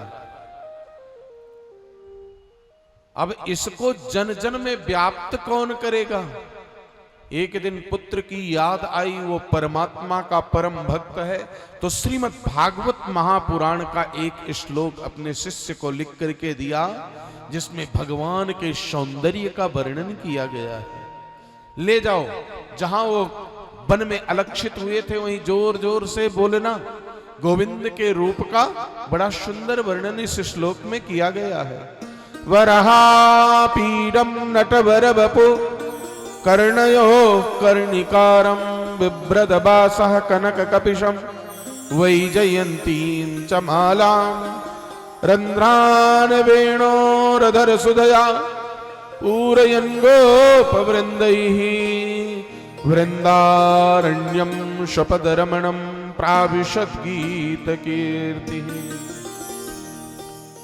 वह कृष्ण कन्हैया लाल छोटो सो नन्नो सो त्रिभंगी ललिताकृत खड़े हुए, पीली पीली सुंदर दुकुली धोती को पहने हुए, ऊपर पीले रंग का दुपट्टा डाले हुए, सजल जलधर मेघ के समान सुंदर जिनका वर्ण है, और उसके ऊपर सुंदर 5 प्रकार के पुष्पों की वैजयंती माला है, और वक्षस्थल पर कौस्तुभ मणि है, दूसरी तरफ भृगुलता का चिन्ह है। उनका कंठ शंख के समान उतार चढ़ाव वाला है, जैसे मोर का कंठ होता है ऐसे नीला नीला बड़ा सुंदर सा है, और अधरोष्ठ बिंबा फल जैसे अनार के दाने होते हैं, लाल किंचित लाल कुछ सफेदी, ऐसे बड़ी स्निग्ध मीठी मीठी लालिमा को लिए हुए उनके अधरोष्ठ हैं। और उनकी दंत पंक्तियां कैसे हैं? जैसे कोई मोती की माला पिरो दिया हो। और वो जब कभी कभी मुस्कुराते हैं तो उनके दोनों कपोल में गड्ढे पड़ जाते हैं। उनके नेत्र कैसे हैं? जैसे मृग के नेत्र हैं। और उनकी घुंघराली अलकावलियां, आहा, जिनके ऊपर भंवरे हमेशा गुंजायमान होते रहते हैं। कानों में सुंदर स्वर्ण कुंडल पहने हुए हैं, जैसे आकाश में एकाएक बिजली चमकती है, वैसे ही जब वो कभी घुंघराले बालों को झटकते हैं तो उनके कर्ण कुंडल बड़े सुंदर दिखाई पड़ते हैं। और जब वो अधरोष्ठ पर अपने मुरली रख लेते हैं तो संसार का कोई प्राणी नहीं है जो उससे मोहित न हो जाए। वो मनमोहन की सुंदर झांकी का जैसे ही शिष्य ने वर्णन किया, दौड़ते हुए शुकदेव ऋषि गुफा से बाहर आए, लेकिन प्रेमाश्रु बहाते हुए और तुरंत वापस चले गए। जाकर के शिष्य ने बताया, व्यास जी ने भागवत जी का दूसरा श्लोक पुनः लिख करके भेजा। अहो वकीयं स्तन कालकूटं जिघांसया पाय यदप्यसाध्वी लेवे गतिं धातृचितां ततोऽन्यं कं वा दयालुं शरणं ब्रजेमा। महर्षि वेदव्यास जी समझ गए कि मेरा पुत्र पुनः कंदरा में गुफा में क्यों चला गया, क्योंकि हैं तो बड़े सुंदर, सुंदरानना है परमात्मा, लेकिन उनका दर्शन तो विधि शिव सनकाद्यर्ध्यातुम अत्यंत दूरम। ब्रह्मादि देवता भी उनका दर्शन नहीं प्राप्त कर पाते, तो मैं कैसे उनको पाऊंगा। इतने में दूसरा श्लोक जो भेजा उसको सुनकर के फिर दौड़े दौड़े चले आए। दूसरे श्लोक का भाव क्या है कि वो परमात्मा इतने करुणा निधान है कि विष पिलाने के भाव से जो पूतना आई थी ना, उस पूतना को माता यशोदा की गति प्रदान किया है। ऐसा दयालु इस संसार में ब्रह्मांड में और कौन हो सकता है। इसलिए अच्छा भैया ऐसे श्लोक और हैं क्या?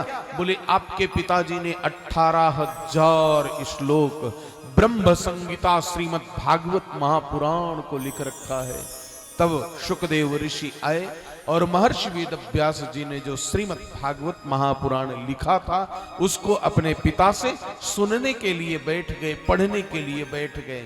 कहां से प्राकट्य हुआ भागवत जी का? यदा मृदे कवरव सृंजयानाम व्यासस्य पुत्रस्य द्रोणस्य पुत्रस्य, जहां पर महाभारत के युद्ध की समाप्ति हो रही है। यदा मृदे कवरव सृंजयानाम वीरेष्वथि वीर गतिम गतेषु भृकोदरा विद्ध गदाभिमर्श भग्नोरुदंडे धृतराष्ट्रपुत्रे। महाभारत का युद्ध समाप्ति की ओर है। परमात्मा की परम धाम लीला से श्रीमद् भागवत महापुराण का प्राकट्य होता है, क्योंकि सबसे बड़ी करुणा कृष्ण की कहीं पर प्रकट हुई है तो यहीं पर प्रकट हुई है। करुणा निधान है कृष्ण, करुणा के सागर हैं, करुणा के आलय है कन्हैया। महाभारत के युद्ध में दो की प्रतिज्ञा थी।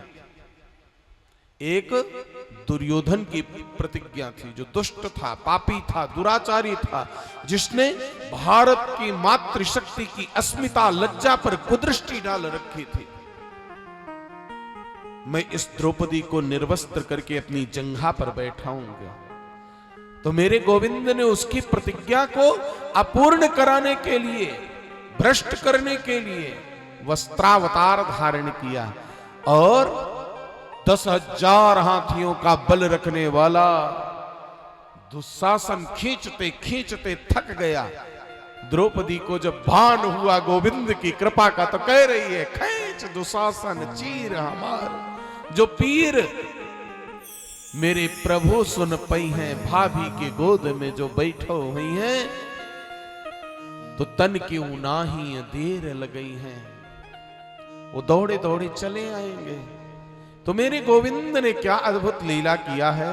वस्त्रावतार धारण किया और अलंकार के ज्ञाताओं को एक अलंकार मिल गया, संदेहालंकार, कि सारी बीच नारी है कि नारी बीच सारी है, सारी ही की नारी है कि नारी ही की सारी है, सारी बीच नारी है कि नारी बीच सारी है, सारी ही की नारी है कि नारी ही की सारी है। धड़ाम से गिर पड़ा। ये नारी की सारी है, सारी की नारी है कि नारी ही सारी है क्या? थक करके चूर हो गया। लेकिन वहीं पर एक प्रतिज्ञा किया था भीमसेन ने भी, तेरी जंघा को तोड़ दूंगा। मेरे गोविंद ने युद्ध की परंपरा को किनारे करके, दरकिनार करके, और भीमसेन से कहा जंघा तोड़ इस दुर्योधन की। युद्ध के अंतिम दिवस में भीमसेन ने कहा नहीं तोड़ सकता, क्योंकि ये गदा युद्ध के विपरीत है, नियम नहीं ऐसा कहता। बोले कहां का नियम, कैसा नियम? जब एक दुधमुहे बालक को घेर करके इन लोगों ने वीर अभिमन्यु को मारा, तब कहां गया था युद्ध का नियम? भीमसेन को क्रोध आया, उठा करके गदा जंघा पर प्रहार किया। रक्त बवन करता हुआ दुर्योधन धड़ाम से गिर पड़ा। उसको वरदान प्राप्त था, जीवन में एक ही क्षण में जब सुख दुख मिलेगा तब तेरे प्राण निकलेंगे, नहीं तेरा शरीर वज्रवत है, कोई भी नहीं मार सकता, तू अमर है। दुर्योधन मृत्यु की सैया पर पड़ा कराह रहा था। उसी समय द्रोणाचार्य का पुत्र अश्वत्थामा आया है। संसार में 3 प्रकार के प्राणी हैं, एक अधम है, एक मध्यम है, एक उत्तम है। अपने आप को अनुभव करो, आप किस श्रेणी में आते हो? जो सम्मान चाहता है, चाहता है कि जिस मंच में पहुंचूं वहीं मेरे को दुपट्टा मिल जाए, वहीं पर मेरे को माला पहनाई जाए, वहीं पर कोई उपाधि दी जाए। उसको जानते हो क्या कहा गया है शास्त्रों में? अधम। अधमा मान मिक्षंती। सबसे अधम वो है जो सम्मान का भूखा है। और धनम मानम च मध्यमा। बहुत से लोग होते हैं कि पगड़ी भी मिल जाए, दुपट्टा भी मिल जाए और साथ में एक लिफाफा भी मोटा सा मिल जाए तो मजा आ जाए, आनंद आ जाए। तो उनको क्या कहा गया है? मध्यम कहा गया है। धनम मानम च मध्यमा। सर्वोत्तम प्राणी कौन है? जो केवल कृष्ण चरणार बिंदों का भूखा है। परमात्मा के चरण के अलावा इस संसार में और कुछ नहीं चाहिए, वही सर्वोत्तम प्राणी है। तो अधम प्राणी कौन है? अश्वत्थामा। उसको हमेशा एक ही भूख थी, एक ही लालसा थी, कोई मुझे महारथी कह दे। लाख दुर्गुण थे दुर्योधन के अंदर, लेकिन एक गुण था, उसने जिसको मित्र माना ना, मित्रता को ऐसा निर्वहन किया कि अपने मित्र कर्ण के बराबर योग्य योद्धा उसने किसी को नहीं माना। आज कर्ण भी चले गए, पितामह भीष्म भी चले गए, तो अश्वत्थामा बोला हमको महारथी कह दो एक बार, बस आप कह दो अपनी वाणी से। बोले महारथी नहीं, मैं महाराज भी आपको बनाना चाहता हूं। उसके अंदर सम्मान की भूख तो थी, धन की लिप्सा और जागृत कर दिया। मैं तो हस्तिनापुर का राज तिलक तुम्हारे माथे पर करना चाहता हूं, मुकुट मेरे पास है। पांडव भले युद्ध जीत गए, लेकिन मुकुट में जिसके सिर पे रखूंगा वही राजा बनेगा। क्या करना पड़ेगा? बोले बस छोटा सा काम। लोभ जीवन में सबसे बड़ा घातक हथियार है। लोभ में आकर के प्राणी कुछ भी कर सकता है। लोभ को पाप का बाप कहा गया है। लोभ दिया हस्तिनापुर के सिंहासन का, बस सोते हुए पांचों पांडवों का सिर काट करके मुझे दे दे। मैं प्रसन्नता पूर्वक जीवन जी न सका, कम से कम मर तो सकूं प्रेम पूर्वक, इसलिए जा। जहां कामना चलता था, तिरछी भाल और कटारों से विजय नटवर की होती थी, सदा मुरली की तानों से। मुरली मनोहर वहां थे। पांडव विजयोत्सव मनाने को चले। बोले कुछ भी हो, जीते जी सब बैर है। तुमने अपने अधिकार के लिए कौरवों का वध किया, वो तुम्हारे गोती भाई हैं, उनकी आत्म शांति के लिए चलो तर्पण करो, पिंडदान करो। लेकर के सामंत पंचक तीर्थ में चले गए और पांचों पांडव से देवी द्रौपदी को जो 5 पुत्र मिले हुए थे वो सो रहे थे। अंधेरे में गाजर मूली की तरह उनका सिर धड़ से अलग काट करके, झोटा बांध करके और दुर्योधन के पास पहुंचा। दूर से देखा, अट्टहास करके हंसने लगा। पांडव मर गए। जब पास में आए तो पूरा का पूरा पांडव और कौरव कुल समाप्त हो गया। ये सोच करके रुदन करने लगा, उसका प्राणांत हुआ। बोले अमरता तेरी यहीं धरी रह जाएगी, अब वीरवर अर्जुन से नहीं बचेगा। इधर प्रातः काल का समय हुआ, पांडव आए। देवी द्रौपदी अपने पुत्रों को उठाने के लिए गई हैं। सिर विहीन धड़ देख करके चीत्कार मार मार करके रोने लगी, छाती कूटने लगी। जिसका जीवन नहीं रहा उसको जगदीश भी नहीं बचा पाए। आज परम प्रिया अपनी बहन कृष्णा द्रौपदी के लिए केवल सांत्वना है, उनके पास और कुछ नहीं है। अर्जुन ने द्रौपदी से कहा तेरे पुत्रों का वध करने वाले का वध करके आऊंगा, शोक स्नान तभी करना। अमरता का वरदान जिसको प्राप्त है, अश्वत्थामा को स्तंभित कर दिया, भाग नहीं पा रहा, इसलिए भयभीत होकर के ब्रह्मास्त्र का प्रयोग किया। पांचों पांडवों का शरीर आग का गोला बनने लगा।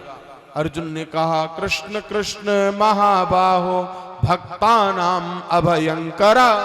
अपने भक्तों को अभय देने वाले भगवान, आपके रहते हुए हमारा शरीर इस समय दहक रहा है। गोविंद ने कहा कांटे से ही कांटा निकाला जाता है, तुम भी ब्रह्मास्त्र का प्रयोग करो। ब्रह्मास्त्र का प्रयोग करके, और सतगुरु वही है जो अपात्र को अपनी विद्या नहीं देता है। सदगुरु थे द्रोणाचार्य जी, अपने पुत्र को वो ज्ञान नहीं दिया, इसका दुरुपयोग करेगा जो अपने सत शिष्य अर्जुन को ज्ञान दिया था। अर्जुन ने ब्रह्मास्त्र को वापस किया और पकड़ करके बाल घसीटते हुए रथ में बांध करके ले आकर के द्रौपदी के सामने अश्वत्थामा को जैसे ही पटका, उसकी दुर्दशा देख करके एक मां की चीत्कार निकली, मुच्यताम मुच्यतामेष ब्राह्मणो नितराम गुरु।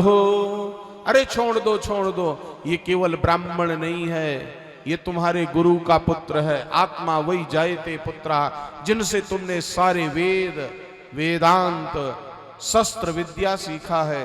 एक मैं मां हूं, मेरी 5 संतान काल कवलित हो गई, मैं दूसरी मां को रोती हुई नहीं देख सकती। क्षमा गुण माताओं के अंदर होता है। यह है द्रौपदी की करुणा। अर्जुन की पकड़ ढीली हुई, भीमसेन आगे बढ़े, बोले इसको तो ऐसे रख करके और पीस दूंगा, चटनी बना दूंगा। कन्हैया ने संभाला, अर्जुन से कहने लगी तू मेरा शिष्य है, आज तेरी परीक्षा है। अर्जुन ने कहा आज्ञा करें। बोले ब्रह्म बंधुर्न हंतव्य आतताई बधारहणः मयैवो भयमाम्नातं परिपाह्यानुशासनम्। ब्राह्मण किसी भी स्थिति में बद्ध योग नहीं है, और जो आतताई है उसको जिंदा छोड़ना नहीं चाहिए। ब्रह्मबंधु किसे कहते हैं? ब्राह्मण कुल में जन्म लेकर के जो यज्ञोपवीत ना पहने, तिलक ना रखे, चोटी ना रखे, वो ब्राह्मण नहीं ब्रह्मबंधु है। और ब्राह्मण कुल में जन्म लेकर के सदाचारी भी हो जाए लेकिन निरपराध का वध कर दे तो वो आतताई है। अश्वत्थामा आतताई है, 5 बालकों ने कोई अपराध नहीं किया था, उनका वध किया था, इसलिए इसको मार दो। ये ब्राह्मण कुल में जन्म लिया है, इसलिए इसको मारना भी नहीं चाहिए। मृत्यु से बड़ा दंड क्या है? भरी सभा में अपमानित कर देना। अर्जुन ने अश्वत्थामा के सिर के आधे बाल, आधी मूछ, आधी दाढ़ी काट करके धक्का मार करके और बाहर कर दिया। बपनम ब्रवीणादानम स्थान निर्यापणम तथा एष ही ब्रह्म बंधूनाम बधो नान्योस्ति देहिका। बाल को उस तरह से साफ कर देना, धन छीन लेना, स्थान से च्युत कर देना, यही ब्राह्मण का मृत्यु दंड है। जैसे काले नाग पर पैर पड़ जाए बदला लेने आता है, वैसे ही अश्वत्थामा ने भी बड़ा निंदित कार्य किया। उसको मालूम था कि उत्तरा गर्भवती हैं, इसलिए पुनः से ब्रह्मास्त्र का प्रयोग कर दिया। भगवान श्री कृष्ण द्वारिका जाने को तैयार थे, इतने में देवी उत्तरा लज्जा का त्याग करके और गोविंद के चरणों में आकर के धड़ाम से गिरी हैं कि पाहि पाहि महायोगिन देव देव जगतपते नान्यम त्वद भयम पश्य यत्र मृत्यु परस्परम। हे गोविंद, आज आपके सिवा मुझे कोई दिखाई नहीं पड़ रहा है जो मेरे गर्भस्थ शिशु की रक्षा कर सके। कोई है जो मेरे गर्भस्थ शिशु को नष्ट करने की चेष्टा कर रहा है, इसलिए मैं आपकी शरण में आई हूं। हमें चिंता नहीं अपनी, उन्हें चिंता हमारी है। हमें चिंता नहीं अपनी, उन्हें चिंता हमारी है। हमारे गर्भ के रक्षक सुदर्शन चक्रधारी है। हमारे गर्भ के रक्षक सुदर्शन चक्रधारी है। भज गोविंद गोविंद गोपाला, भज गोविंद गोविंद गोपाला, भज मुरली मनोहर नंद लाला, भज मुरली मनोहर नंद लाला। हमें चिंता नहीं अपनी, उन्हें चिंता हमारी है। हमें चिंता नहीं अपनी, उन्हें चिंता हमारी है। हमारे जीवन के रक्षक सुदर्शन चक्रधारी है। हमारे जीवन के रक्षक सुदर्शन चक्रधारी है। भागवत महापुराण का सूत्र है, इस सूत्र को याद रखो। हमारे जीवन के रक्षक, हमारे धर्म के रक्षक, हमारे प्राण के रक्षक, हमारी संतान के रक्षक सबके रक्षक कौन है? सुदर्शन चक्रधारी हैं। हमें चिंता नहीं अपनी, उन्हें चिंता हमारी है। हमारे गर्भ के रक्षक सुदर्शन चक्रधारी हैं। मेरे गोविंद ने आर्ता उस उत्तरा की पुकार को सुना और अणोरणीयान महतो गरीयान, जब वो चाहते हैं तो परमाणु बन जाते हैं और जब वो चाहते हैं तो विराट बन जाते हैं। सूक्ष्माति सूक्ष्म रूप धारण करके और मां के गर्भ में प्रवेश करके और गर्भस्थ शिशु के प्राणों की रक्षा किया। ये रहस्य केवल कुंती मैया जान पाई। कुंती मैया की आंखों में प्रेमाश्रु टपकने लगा। माताओं में बहुत सारे गुण होते हैं, लेकिन एक अवगुण भी होता है। वो अवगुण क्या है? माताएं अपने आगे और दूसरी मैया को श्रेष्ठ मानने को तैयार नहीं होती हैं, सुंदर मानने को तैयार नहीं होती हैं। दूसरे की प्रशंसा करना अपने आगे असंभव है। कोई श्रेष्ठ होगी, बिरली होगी। माता कुंती के मन में भी ईर्षा होने लगी। मेरी पोत बधू आज मुझसे श्रेष्ठ हो गई। मैं तो केवल गोविंद के भक्तों की मां कहलाई और आज मेरी पोत बधू गोविंद की मां बन गई, क्योंकि उसने इनको अपने गर्भ में स्थान दिया है। ठाकुर जी मुस्कुरा रहे थे। उत्तरा का की वेदना शांत हुई, प्रभु चरणों में प्रणाम करके जाने लगी। मेरे गोविंद ने कहा, बुआ जी अब मैं भी चलता हूं। बोले, देख छलिया, ये बुआ भतीजे का बहुत रिश्ता हो गया। मैं तो केवल 2 रिश्ते मानती हूं, तो मेरा भगवान है और मैं तेरी भक्त हूं। बोले, बावली हो गई। युधिष्ठिर भैया देखो तो बुआ क्या कह रही है। बोले, मेरी मां झूठ नहीं बोलती, सत्य कह रही है गोविंद। आपने बहुत छल लिया हमको रिश्तों में। अब तो केवल एक रिश्ता रहने दो, जो मेरी मां ने कहा है। तुम मेरे भगवान हो और हम भक्त हैं या नहीं हैं ये हम नहीं कह सकते। मेरे गोविंद ने कहा, बुआ जी जब फिर आपने भगवान मान ही लिया तो आपके मन में कुछ इच्छा हो तो मांग लो। आज भगवान वो है जो सब कुछ देने में समर्थ है। कुंती ने प्रभु के चरणों में प्रणाम किया, धन्य हो दीनानाथ, लेकिन जो मैं मांगूंगी वो शायद आप नहीं दे पाओगे। क्या मांगना चाहती है?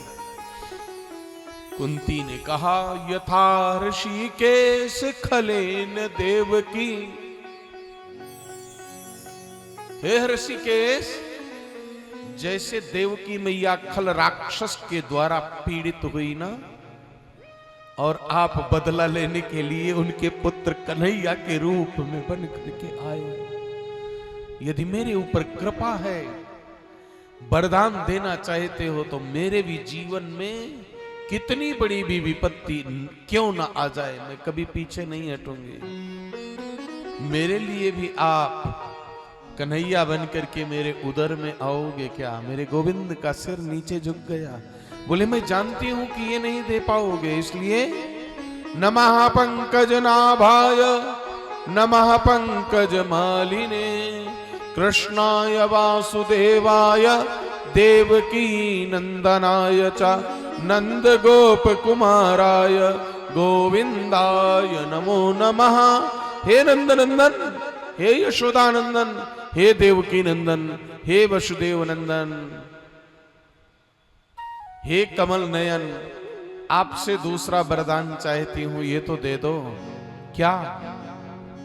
बोले, विपदा संतु नः शाश्वत यत्र तत्र जगत गुरो भवते दर्शनम स्यात्तु अपुनर्भव दर्शनम।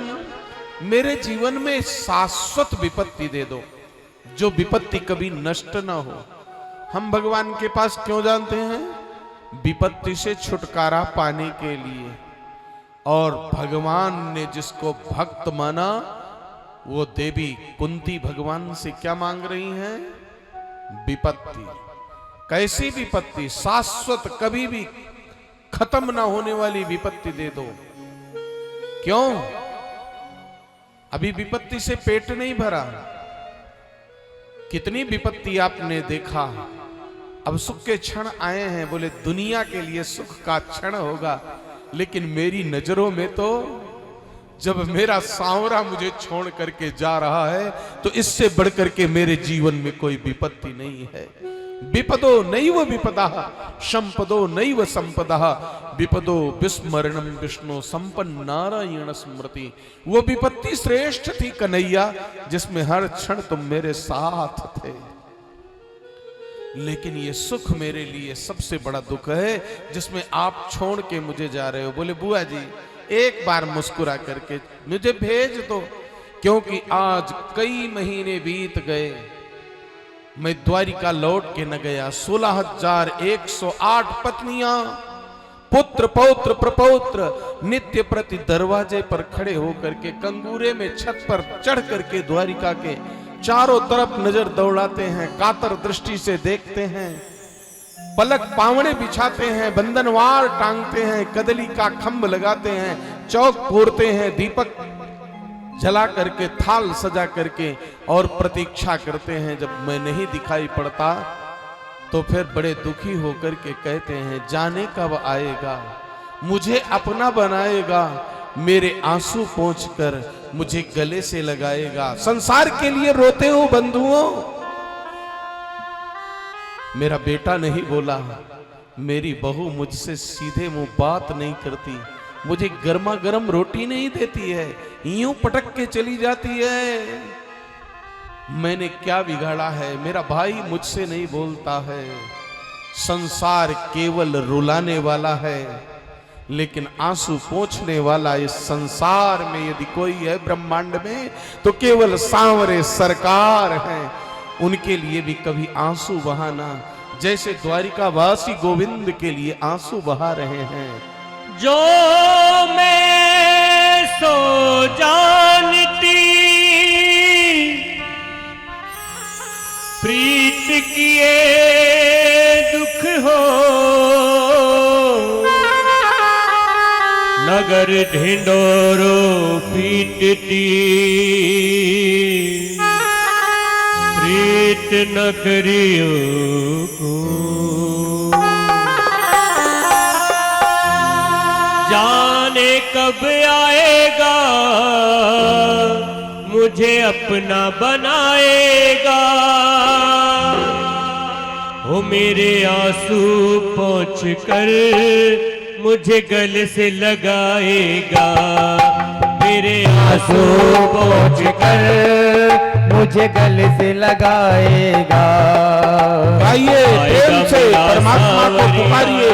कब आएगा मेरा सावरिया, कब आएगा मेरा सावरिया, कब आएगा मेरा सावरिया। वो जाने कब आएगा मुझे अपना बनाएगा, वो जाने कब आएगा मुझे अपना बनाएगा। बुलाओ बुलाओ। आंसू पोंछ कर मुझे गले से लगाएगा, मेरे आंसू पोंछ कर मुझे गले से लगाएगा। कब आएगा मेरा सावरिया, कब आएगा मेरा सावरिया, कब आएगा मेरा सावरिया, कब आएगा मेरा सावरिया।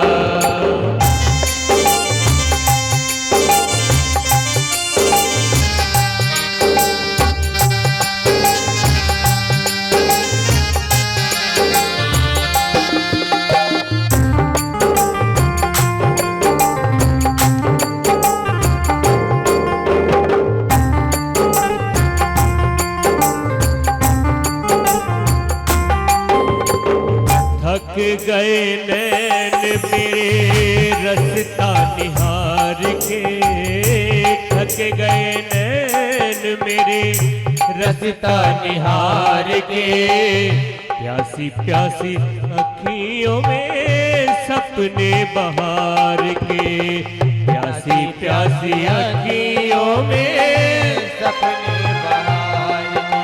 जीवन बन जाएगा जब काना आएगा, ओ जीवन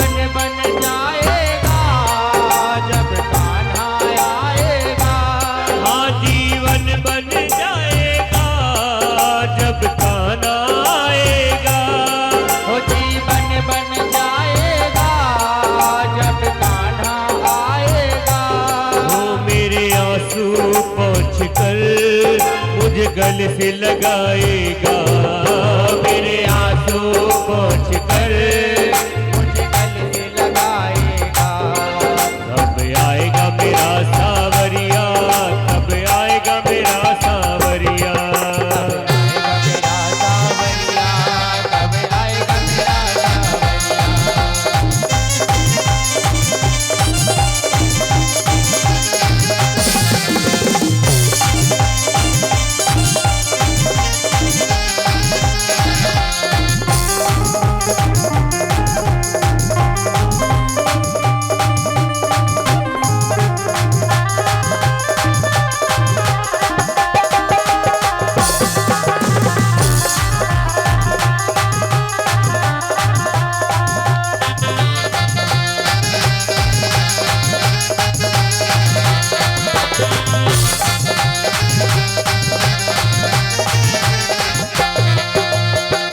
तुझसे उम्मीद मुझे तेरा ही सहारा है, तुझसे उम्मीद मेरी तेरा ही सहारा है। निर्बल गरीब हूँ मैं, कोई ना हमारा है। तुझसे उम्मीद मुझे तेरा ही सहारा है, निर्बल गरीब हूँ मैं, तेरा ही सहारा है। कब तक बहलाएगा, कब तक तड़पाएगा। वो कब तक बहलाएगा, कब तक तड़पाएगा। हाँ मेरे आंसू पोंछ कर मुझे गले से लगाएगा, मेरे आंसू पोंछ कर मुझे गले से लगाएगा। कब आएगा मेरा सावरिया, कब आएगा मेरा सावरिया। कब आएगा मेरा सावरिया, कब आएगा मेरा सावरिया। राधे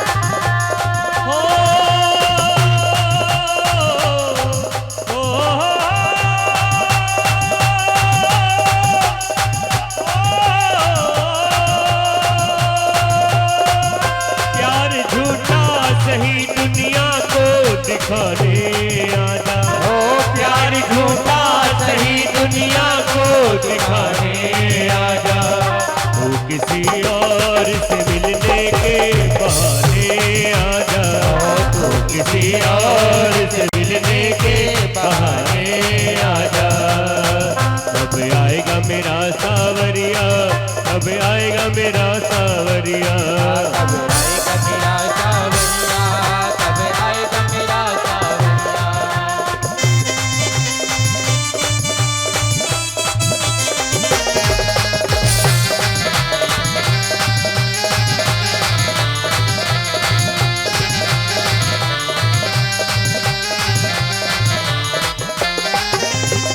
बनो ना कठोर, थोड़ी दया से भी काम लो। ओ बनो ना कठोर, थोड़ी दया से भी काम लो। बनो ना कठोर, थोड़ी दया से भी काम लो। आकर कन्हैया मेरे दामन को थाम लो। बनो ना कठोर, थोड़ी दया से भी काम लो। आकर कन्हैया मेरे दामन को थाम लो। जीवन बन जाएगा जब ताना आएगा। ओ जीवन बन जाएगा जब कान्हा आएगा। ओ मेरे आंसू पोंछ कर मुझे गले से लगाएगा। मेरे आंसू पोंछ कर मुझे गले से लगाएगा। कब आएगा मेरा सावरिया, कब आएगा मेरा सावरिया। कब आएगा मेरा सावरिया, कब आएगा मेरा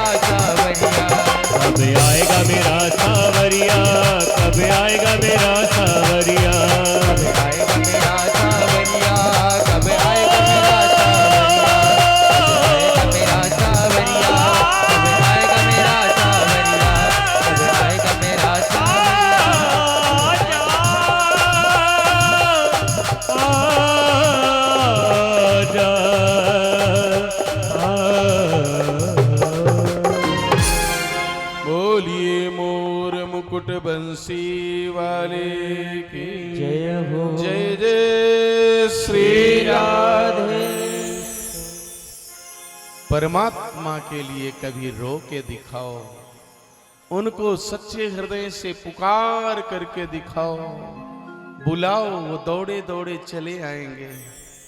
आज कन्हैया बुआ जी के पीछे पड़े हैं, हंस जाओ ना, हंस जाओ ना, हंस जाओ ना। और जैसे ही कुंती प्रभु की प्रसन्नता के लिए खिलखिला के हंसने लगी, मेरे कन्हैया रोने लगे।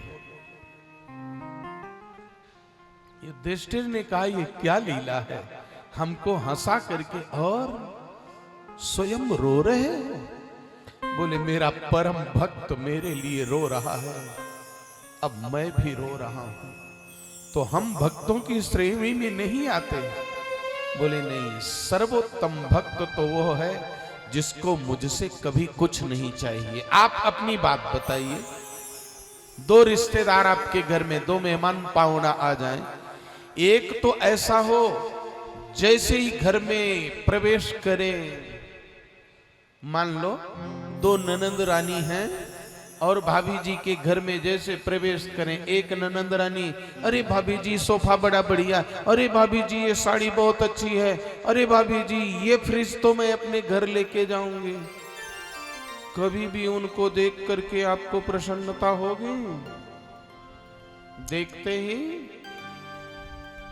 सब सामान छिपाना प्रारंभ कर दोगे। हाँ? और एक ऐसी हो जिसको थैला भर करके हाथ में देना भी चाहो तो वो उसमें कुछ लगा करके वापस रख दे। सब परमात्मा का दिया हुआ, क्या करूं?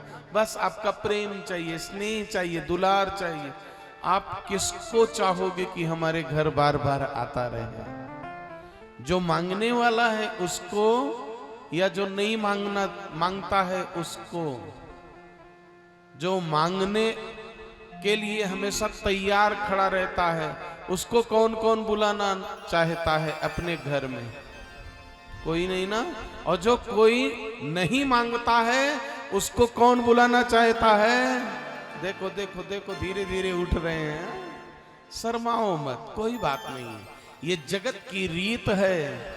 मेरे गोविंद भी ऐसे हैं, वो भी जो भगत बार बार मांगता है ना, मांगने वाले तो बहुत बड़ी बड़ी बात कह डाले, तेरे आगे लाज मुझे आती नहीं है, मांगने की आदत जाती नहीं है, क्या क्या कह डालते हैं। अरे मांगने के लिए ही परमात्मा की भक्ति करना है, उसने जो दिया है उसका शुक्रिया भी कभी कभी किया करो ना।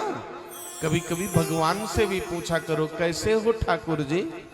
एक भक्त भगवान से कहता है, ये वृंदावन के कन्हैया, ये तेरा जंजाल कैसा है? किसी ने ये नहीं पूछा कि तेरा हाल कैसा है। रोज जाकर के बेटा दे दे, बेटी दे दे, धन दे दे, दौलत दे दे, इज्जत दे दे, शोहरत दे दे। अरे कभी ठाकुर जी से पूछो, कैसे हो प्रभु? चकाचक खाने पीने को मिला, भोग भोग लगा कि नहीं? जिन्हीं न चाहिए कबहू कछु। परमात्मा को सबसे प्रिय भक्त कौन है? जो भगवान से कभी कुछ नहीं मांगता है। उस श्रेणी में कौन है? विदुर जी है। उस श्रेणी में कौन है? पितामह भीष्म है। एक कांटा चुभते ही राम जी को याद कर लेते हो, हरि राम रे करने लगते हो, और जिसका पूरा का पूरा शरीर कांटों से बिधा हुआ है, किसी और ने नहीं बिंधा, जिसको अंगुली पकड़ के चलना सिखाया, जिसको गोदी में खिलाया, जिसको कंधे पर बैठा के दुनिया दिखाया, वही अपना पोता अर्जुन पूरे शरीर को बाणों से छलनी कर दिया है। लेकिन कभी भी भगवान से ये नहीं कहा कि उठा लो, इस दर्द में मलहम लगा दो, ये घाव ठीक कर दो, ये बाण खींच दो। कभी पितामह भीष्म ने कहा हो, कहीं पर आपने पढ़ा हो तो हमें भी बताना, हमको तो नहीं मिला। आज पितामह भीष्म परमात्मा अपने द्वारिकापुरी को जा रहे हैं, उनको अनुभव हो रहा है, इसलिए गोविंद से मांग रहे हैं। पहली बार मांगे हैं क्या? इतना तो कर न स्वामी जब प्राण तन से निकले। अब मेरे बस की बात नहीं है कि मैं गंगा जी के तट पे जाऊं, मेरी मैया है, या यमुना के बंसी बट पे जाऊं जहां पर मेरा कन्हैया है। न गंगा तट पे जा सकता हूं, न यमुना तट पे जा सकता हूं, न मेरे पास अपना कोई है जो मेरे मुख में तुलसी दल और गंगा जल डाल सके। अब तो एक ही प्रार्थना है, मेरा सांवरा निकट हो जब प्राण तन से निकले। एक भक्त की है अर्जी, आगे तुम्हारी मर्जी।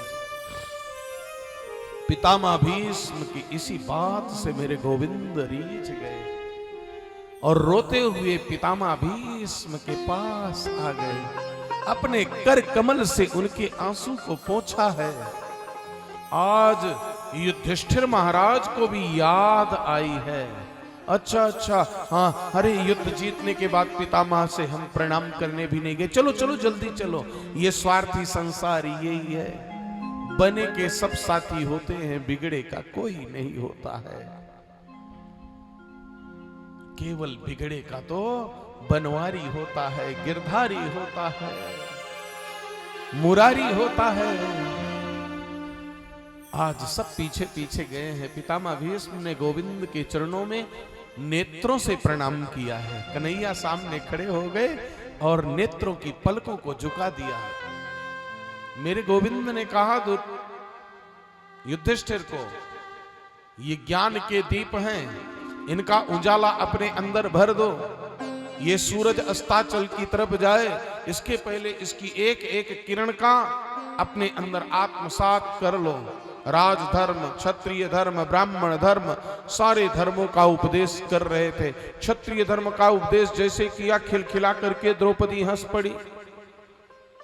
पितामह भीष्म की वाणी रुक गई। बोले क्यों हंसी? बोले ऐसे हंसी आ गई। बोले नहीं, जिसको श्री कृष्ण बहन कहें वो व्यर्थ नहीं हंसेगी। बोले पितामह सुन सकोगे? लच्छेदार बातें करना बड़ा आसान है, लेकिन उसका अनुकरण करना बड़ा कठिन है। धरातल पर उतरना बड़ा कठिन है, उपदेश देना बड़ा सरल है। आपसे बड़ा क्षत्रिय कौन हो सकता था जिसके धनुष की टंकार से पृथ्वी कांपने लगती थी? एक अबला नारी नहीं, आपकी कुल लज्जा छीनी जा रही थी भरी सभा में, वहीं सिर झुकाए बैठे थे। अगर धनुष पे प्रत्यंचा चढ़ा के एक बार टंकार मार देते तो दुर्योधन जैसे पापी वहीं पर लौट जाते। तब ये बात कहां गई थी छात्र धर्म की? पितामह भीष्म का सिर झुक गया, लंबी श्वास लिए, बड़ी देर के बाद बोले दीपो भक्षते ध्वांतम कज्जलम चा प्रसूयते यो यस्यान्यम समस्नाति सतस्य स्नाति किल्बिषम। दिया अंधेरे को समाप्त करता है, लेकिन पैदा क्या करता है? काजल को। पहले बूढ़ी मैया दीपावली के दिन दीप जला के उसके ऊपर दूसरा दीपक रख करके काजल तैयार करती थी ना, जिनको आंखों में लगाया जाता था, नेत्र ज्योति बढ़ती थी। आजकल तो केवल फैशन के लिए ऊपर से लगाया जाता है। आंखों में काजल लगाने से कोई न कोई गड़बड़ी आ जाएगी, ऐसा कहने लगे। बड़े बुजुर्ग चश्मा नहीं लगाते थे, वो काजल ही लगाते थे, सुरमा ही लगाते थे, जिससे ज्योति बढ़ती थी। तो काजल को प्रकट करता है दीपक। ठीक उसी प्रकार से जो जिसका अन्न खाता है उसका पाप खाता है। मैंने दुष्ट पापी दुरात्मा दुर्योधन का अन्न खाया और उसके अन्न के साथ उसका पाप खाया, तो जैसा खाया अन्न वैसा हो गया मन। जैसे बोलो, जैसे पियो पानी वैसे बोलो बानी, जैसा खाओ अन्न वैसा होवे मन। तो इस पापी का अन्न खा करके मेरी भी बुद्धि पापी ऐसी हो गई थी। बीरबर अर्जुन के एक एक बाण से रक्त की एक एक बूंद निकल गई, इसलिए अब मैं अच्छी बात कर सकता हूं। पितामह भीष्म ने कहा कन्हैया ये फालतू की चर्चा क्या कर रहा है? मेरे पास आया है ना, इसलिए मेरे से भी दो बात कर लेना। मेरी उलझन सुलझाओ भगवन, तुम बिन हमरा कोई नहीं। मेरे साथ दो समस्या है और इन समस्याओं का समाधान हो जाए तो दिव्य धाम आपके मैं चला जाऊं। बोले क्या समस्या है? बोले एक उलझन है, कि यत्र धर्म श्रुतो राजा गदा पाणिर्वृकोदरः, जहां पर धर्मात्मा युधिष्ठिर है, गदाधर भीमसेन है, सब्यसाची अर्जुन है, जिनके रथ के सारथी स्वयं श्री कृष्ण है, वहां पर भी विपत्ति है तो फिर सुख कहां मिलेगा? इस प्रश्न का उत्तर मेरे गोविंद ने केवल मुस्कुरा करके दिया, कुछ कहा नहीं। बहुत सी बातें होती हैं जो आपके प्रियजन आपकी मुस्कुराहट से ही समझ जाते हैं कि पिताजी क्या कहना चाहते हैं। तो परमात्मा क्या कहना चाहते हैं? पितामह भी इसने कहा मैं समझ गया, बस बस बस बस, अब बोलने की जरूरत नहीं है। क्या समझ गए? पांडवों ने भगवान को माना, भगवान की नहीं माना। भगवान को तो माना लेकिन भगवान की नहीं माना, भगवान की बात नहीं माना। की मीन्स चाबी, जिससे अकल का ताला खुले, इसको बंद करके रखा। भगवान ने कहां कहा है कि जुआ खेलो? किस ग्रंथ में इसको शास्त्र सम्मत बताया गया? और फिर पत्नी कोई पदार्थ है जिसको दांव पर लगा दो? पत्नी तो पतन से बचाने वाली और घर की मर्यादा है, मर्यादा को तार तार करने के लिए तुमने उसको दांव पर लगाया। तो भगवान को मानते थे इसलिए भगवान साथ थे, भगवान की नहीं माने इसलिए विपत्ति में पड़ गए पांडव। ये भगवान ने इशारा किया। दूसरी समस्या क्या है बताइए? बोले इतिमति रूप कल्पिता वितृष्णा भगवती सात्वक पुंगवे विभूम्नि स्वसुखमुपगते क्वचित विहर्तुम प्रकृति मुपेयुष्यद भव प्रवाह। मेरे एक बेटी है महाराज, ठाकुर जी, कन्हैया, मेरे एक बेटी है और मैं बेटी का बाप अपनी बेटी को बिन ब्याहे अगर दुनिया छोड़ के चला गया तो मुझे स्वर्ग में भी वैकुंठ में भी सुख नहीं मिलेगा। महान आश्चर्य। पितामह भीष्म का विवाह ही नहीं हुआ तो फिर बेटी कहां से आ गई? और किसी को उन्होंने दत्तक पुत्री के रूप में गोद लिया हो, कहीं पर प्रमाण नहीं मिलता, तो बेटी कौन है? पितामह भीष्म ने स्पष्ट किया, मेरी बुद्धि रूपी पुत्री आपकी श्रीमती बन जाए तो हे सर्वेश्वर मेरा बेड़ा पार हो जाए।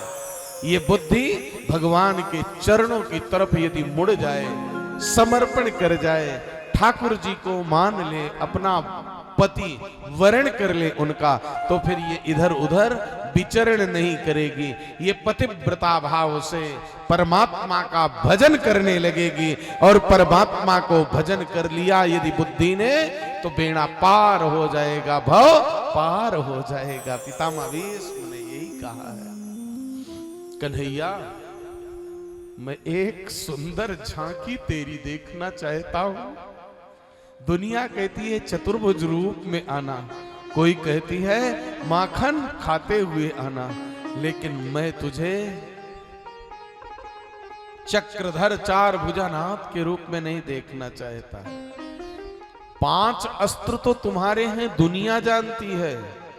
शंख, चक्र, तलवार, धनुष और गदा, ये 5 अस्त्र तो हैं, इनको पंचायुध कहा गया है।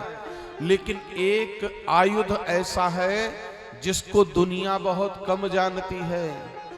एक बार युद्ध में उस आयुध का आपने प्रयोग किया था और 1000 नामों में आपका एक नाम भी उस आयुध के साथ जुड़ा हुआ है कि शंख भृन्नंद की चक्री सार्ग धन्वा गदाधरा रथांग पाणी रक्षोभ्य सर्व प्रहरणायुध।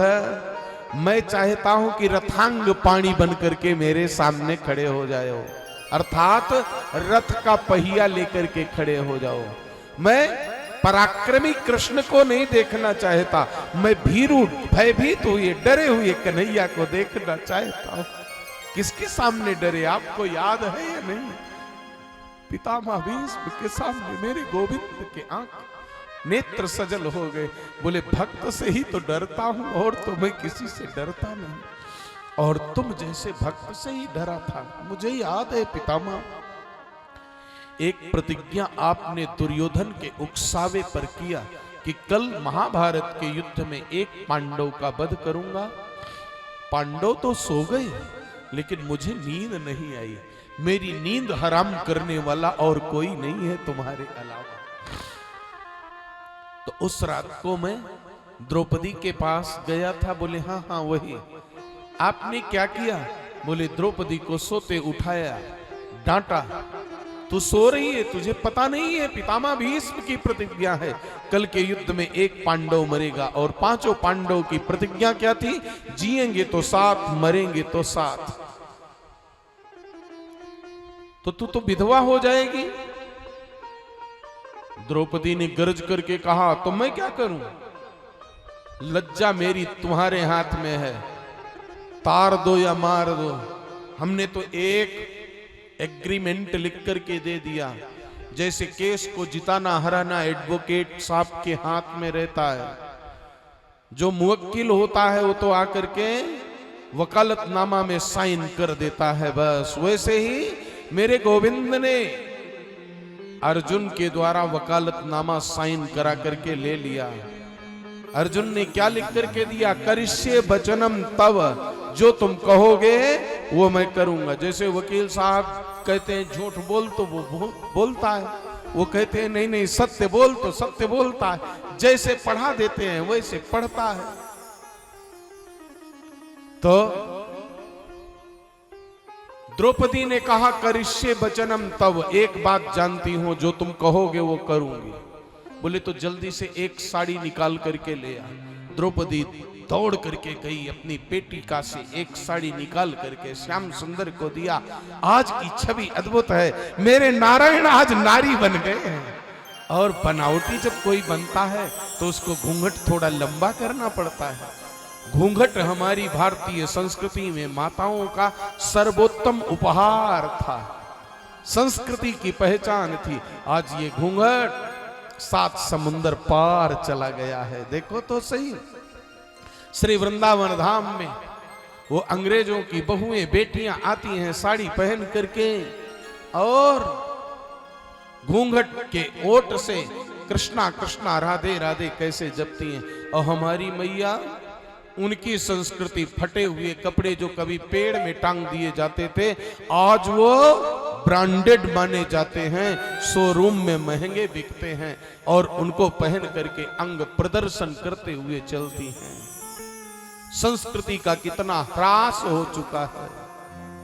फिर कहती है स्वतंत्रता में इतना बाधा क्यों?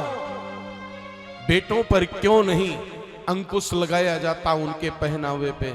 ये बताओ, लोहे का सरिया कभी डिब्बी के अंदर मखमल के कपड़े से लगी हुई रुई के अंदर रखी जाती है क्या?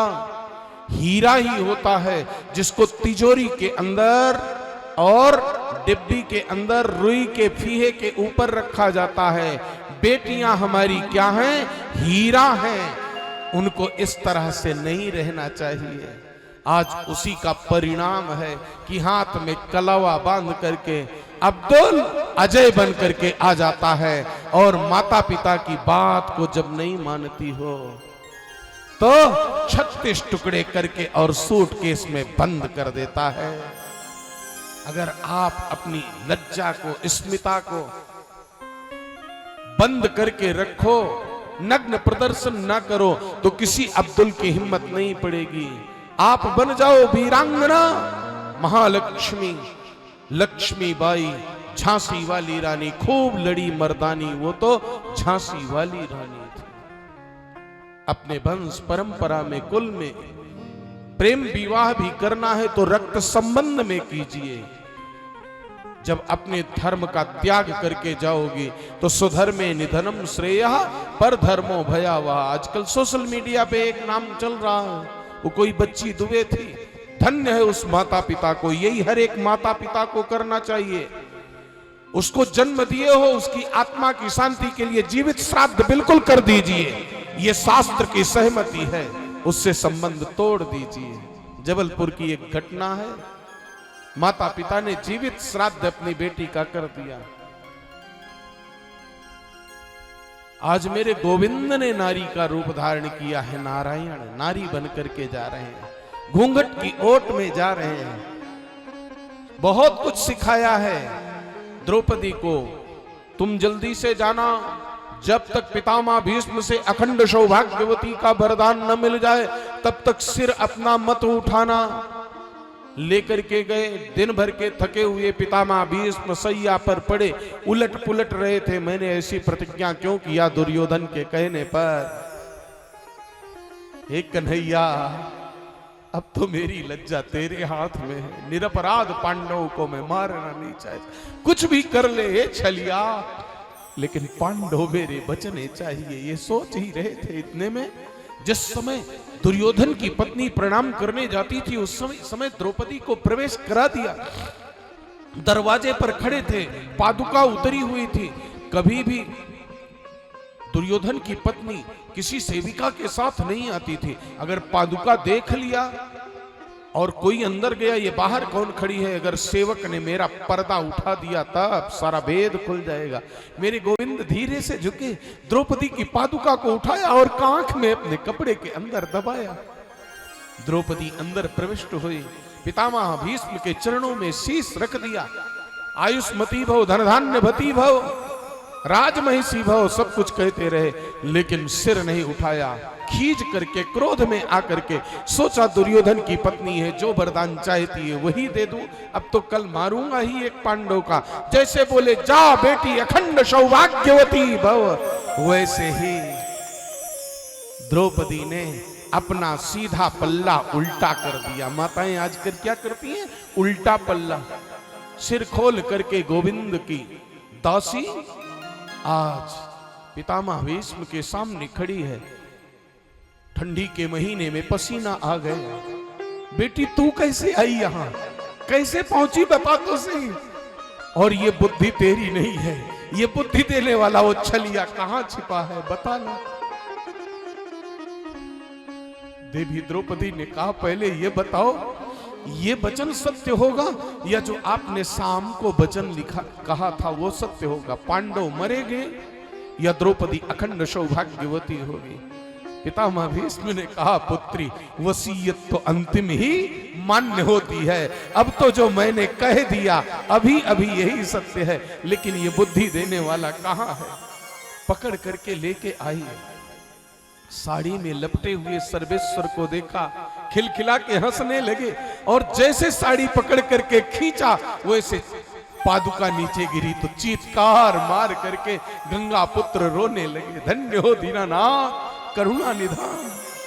पादुका भी उठाने में शर्माए नहीं, बोले भक्त की रक्षा के लिए मुझे प्राण भी अपना अर्पण करना पड़े तो मैं संकोच नहीं करूंगा। ये तो पादुका।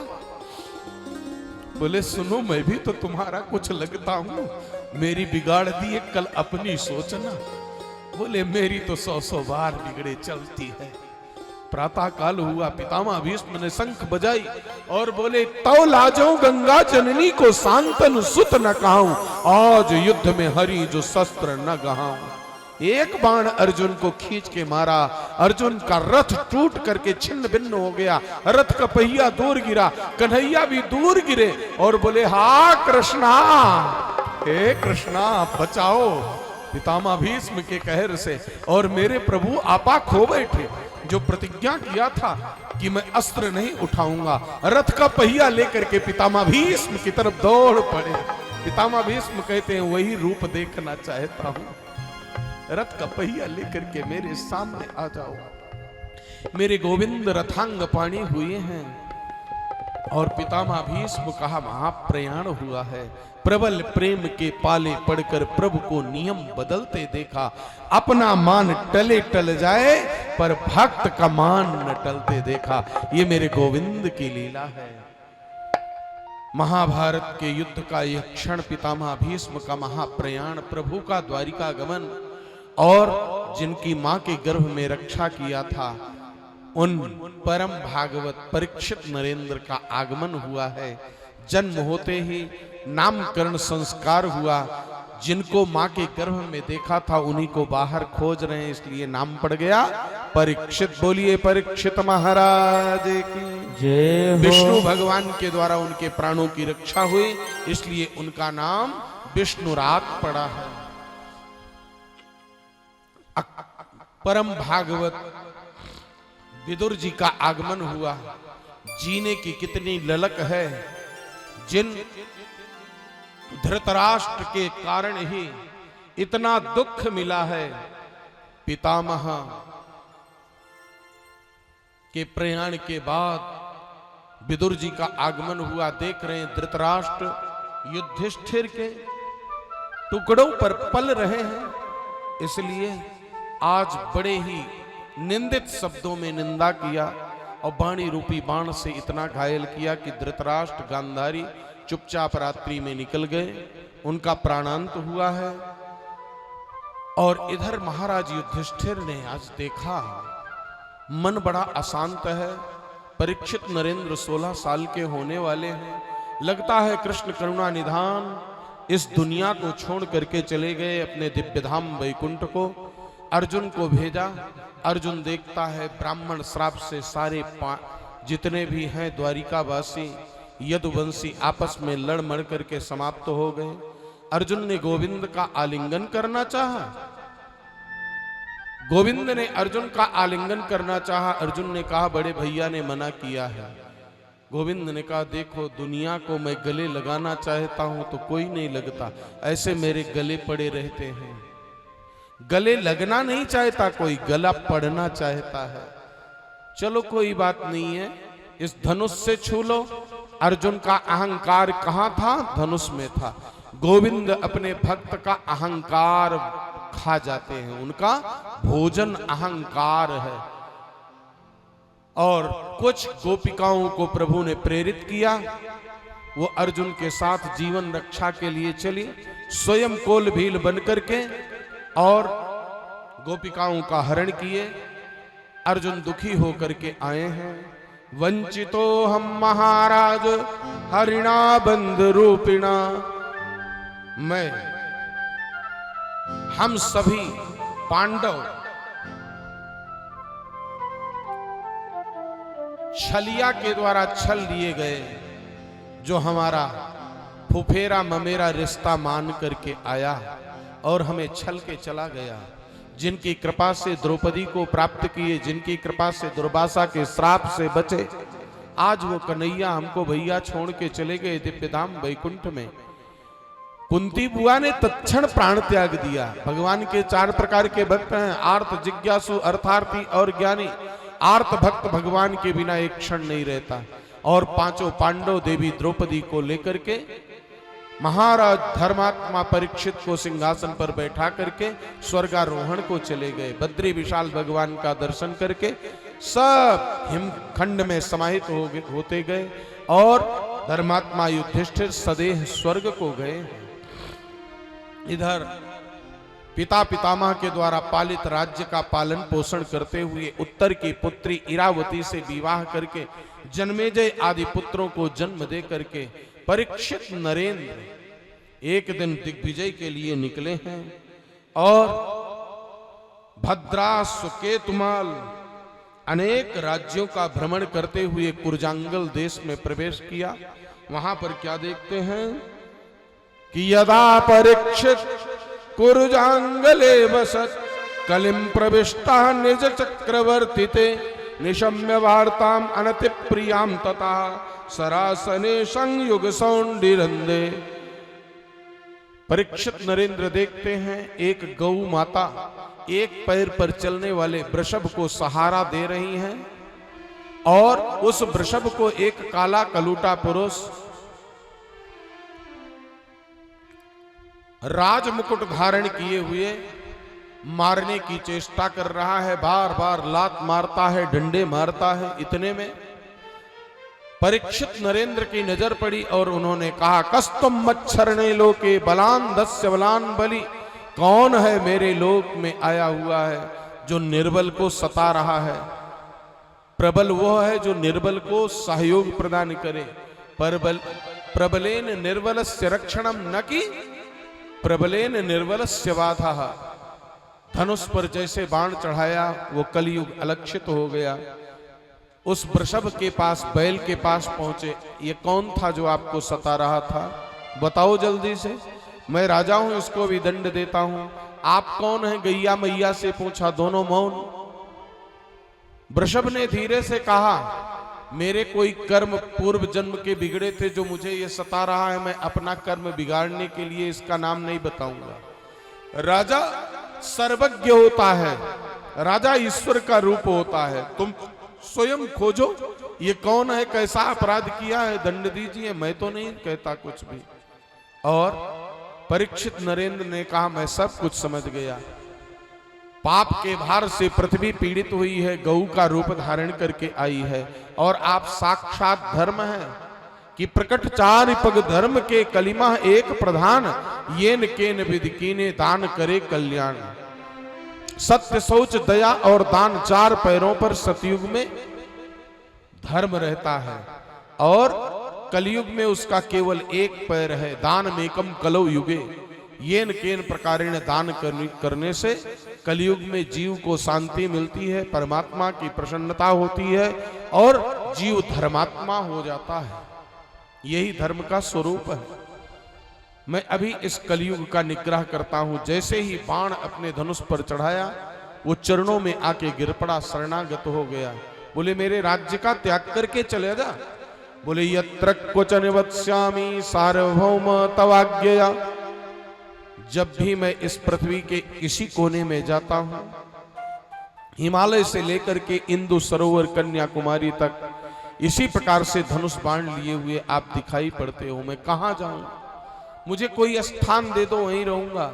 तो चार स्थान कलयुग के लिए दिया। द्यूतापानम स्त्रिया सोना यत्रा धर्मस चतुर्विधा। जहां जुआ खेला जाता है, जहां पर स्त्रियों का व्यापार होता है, जहां पर चोरी की योजना बनती है, ये चार स्थान बताया। कलयुग ने कहा, सब गंदी जगह दिए हो, कोई पवित्र जगह दे दीजिए। जात रूप मदात प्रभु हो, उसको सुवर्ण पर स्थान दिया। सोने में सर्वेश्वर का भी निवास है और सोने में कलयुग का भी निवास है। सोना भगवान को अर्पण करके पहनोगे तो प्रसाद हो जाएगा। प्रसाद से अहंकार नहीं होगा, कलयुग का बासा नहीं हो पाएगा। इसलिए ठाकुर जी को सोना चढ़ा करके तब पहनना। यहां भूल के मत चढ़ाना, नहीं, हम वापस देने वाले नहीं हैं। दोष लगता है वही चढ़ाना जो वास्तव में चढ़ाना हो, दान करना हो। व्यासपीठ पर चढ़ी हुई वस्तु वापस देने से बहुत बड़ा दोष लगता है, दत्तापहार दोष लगता है। नहीं तो मोटी मोटी सोने की जंजीर बनवा करके, महाराज ये ले चढ़ा दिए, अब दे दो, अब तो कलयुग घर में नहीं आएगा, यहां से वापस जाने वाली नहीं है। आपके ठाकुर बाड़ी में जो ठाकुर जी विराजमान है ना घर में, उन्हीं को पहना करके प्रसाद ले लेना, फिर कलयुग प्रवेश नहीं करेगा। आज जो राजा ने मुकुट धारण किया था परीक्षित ने, वो अहंकार का प्रतीक था। जरासंध को जीत करके जो मुकुट लाए थे उसी को धारण किए, इसलिए कलयुग उसी पे बैठ गया। राजा की मति भ्रष्ट हो गई, हिंसक जीवों का शिकार किया, भूख प्यास से तड़पड़ाया, समीक ऋषि के आश्रम में पहुंचा, पीने को पानी मांगा, नहीं दिए तो मरा हुआ सांप गले में डाल दिया। छोटा सा बच्चा कौशिकी नदी में स्नान कर रहा था, ऋषि बालकों ने जाकर के बताया, तुम्हारे पिता के गले में मरा हुआ सांप राजा डाला है। उस ब्राह्मण बालक ने नदी के जल को उठा करके और संकल्प छोड़ दिया, इति लंघित मर्यादम तक्षका सप्तमे हनि दंक्षति स्म कुलांगार चोदितो में तदद्रुहम। जिन्होंने मर्यादा का उल्लंघन करके रक्षक भक्षक बन गए हैं, राजा का काम है अपनी प्रजा का रक्षण करना, ऋषि मुनियों का सम्मान करना, और निरपराध मेरे पिता के गले में मरा हुआ सांप डाला। यही जाति का सांप आज के 7वें दिन उसकी मृत्यु का कारण बनेगा। राजा गए, मुकुट को उठा करके नीचे रखा, अपनी गलती पर पश्चाताप हुआ और अपने आप को कोसने लगे, ऐसा कुछ हो जाए, आज मेरा राज्य नष्ट हो जाए, मेरी संतान नष्ट हो जाए, मेरा शरीर नष्ट हो जाए, जिसने ब्राह्मण का अपमान किया है। पश्चाताप की अग्नि में जल रहे हैं। शमीक ऋषि आए,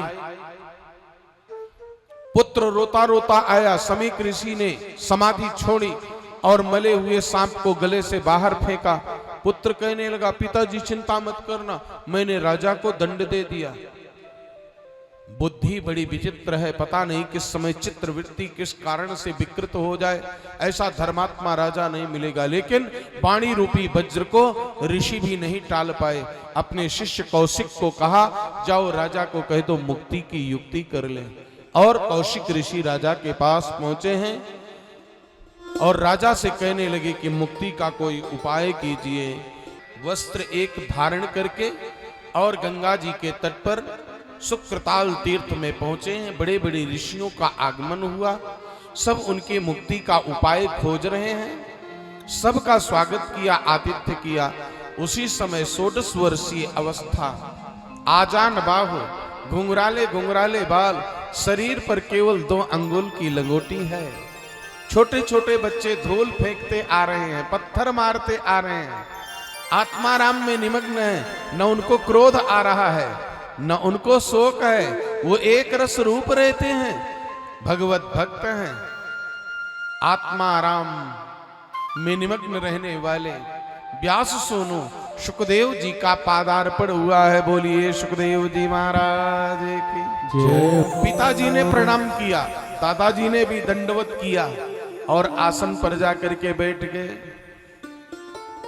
परीक्षित नरेंद्र ने चरण प्रक्षालन किया और सीधे प्रश्न कर दिया, क्योंकि गाय के दोहने में जितना समय होता है इससे ज्यादा ठहर नहीं सकते हैं।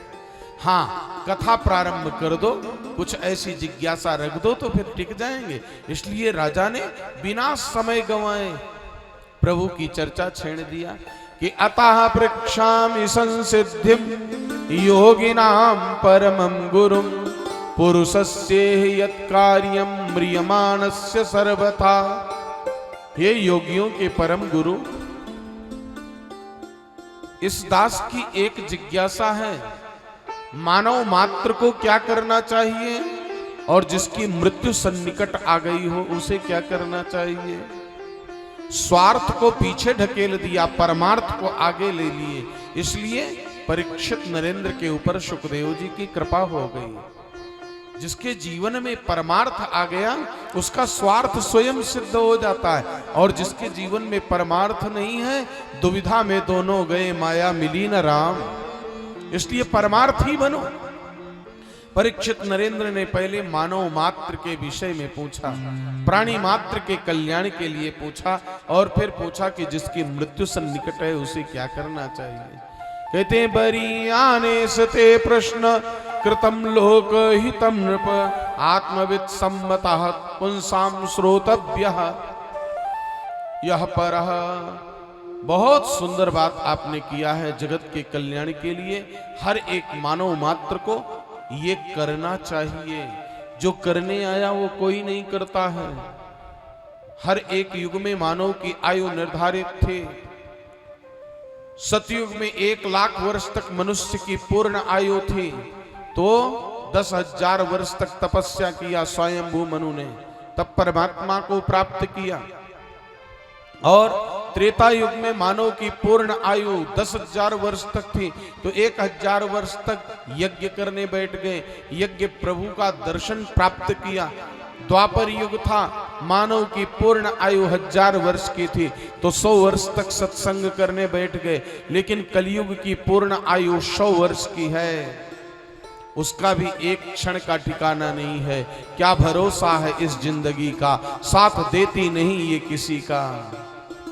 क्षणभंगुर जीवन की कल का कल, प्रात के काल खिले न खिले, भजले हरि नाम अरि रसना, फिर मानव जन्म ये मिले न मिले। देव दुर्लभ मानव जीवन भगवान का भजन करने के लिए मिला है। इसलिए जितना भी क्षण है इसका सदुपयोग करो। उठते बैठते सोते जागते चलते फिरते श्री कृष्ण शरणम मम। राधे राधे। जो भी आपको प्रभु का नाम अच्छा लगता है उसको भजते रहो, जपते रहो। यही मानव जीवन की सार्थकता है। लेकिन मनुष्य इतना आलसी है कि निद्रया ह्रियते राजन, ये हम नहीं कह रहे हैं, भागवत जी में सुखदेव ऋषि कह रहे हैं। मानव अपनी आयु का आधा हिस्सा पहले सोने के लिए रिजर्व कर देता है। और युग की बात छोड़ो, इस युग में हमारी सपोज करो 50 वर्ष की आयु है तो 100 वर्ष की आयु है तो उसमें से हमने 50 पहले सोने के लिए रिजर्व कर दिया।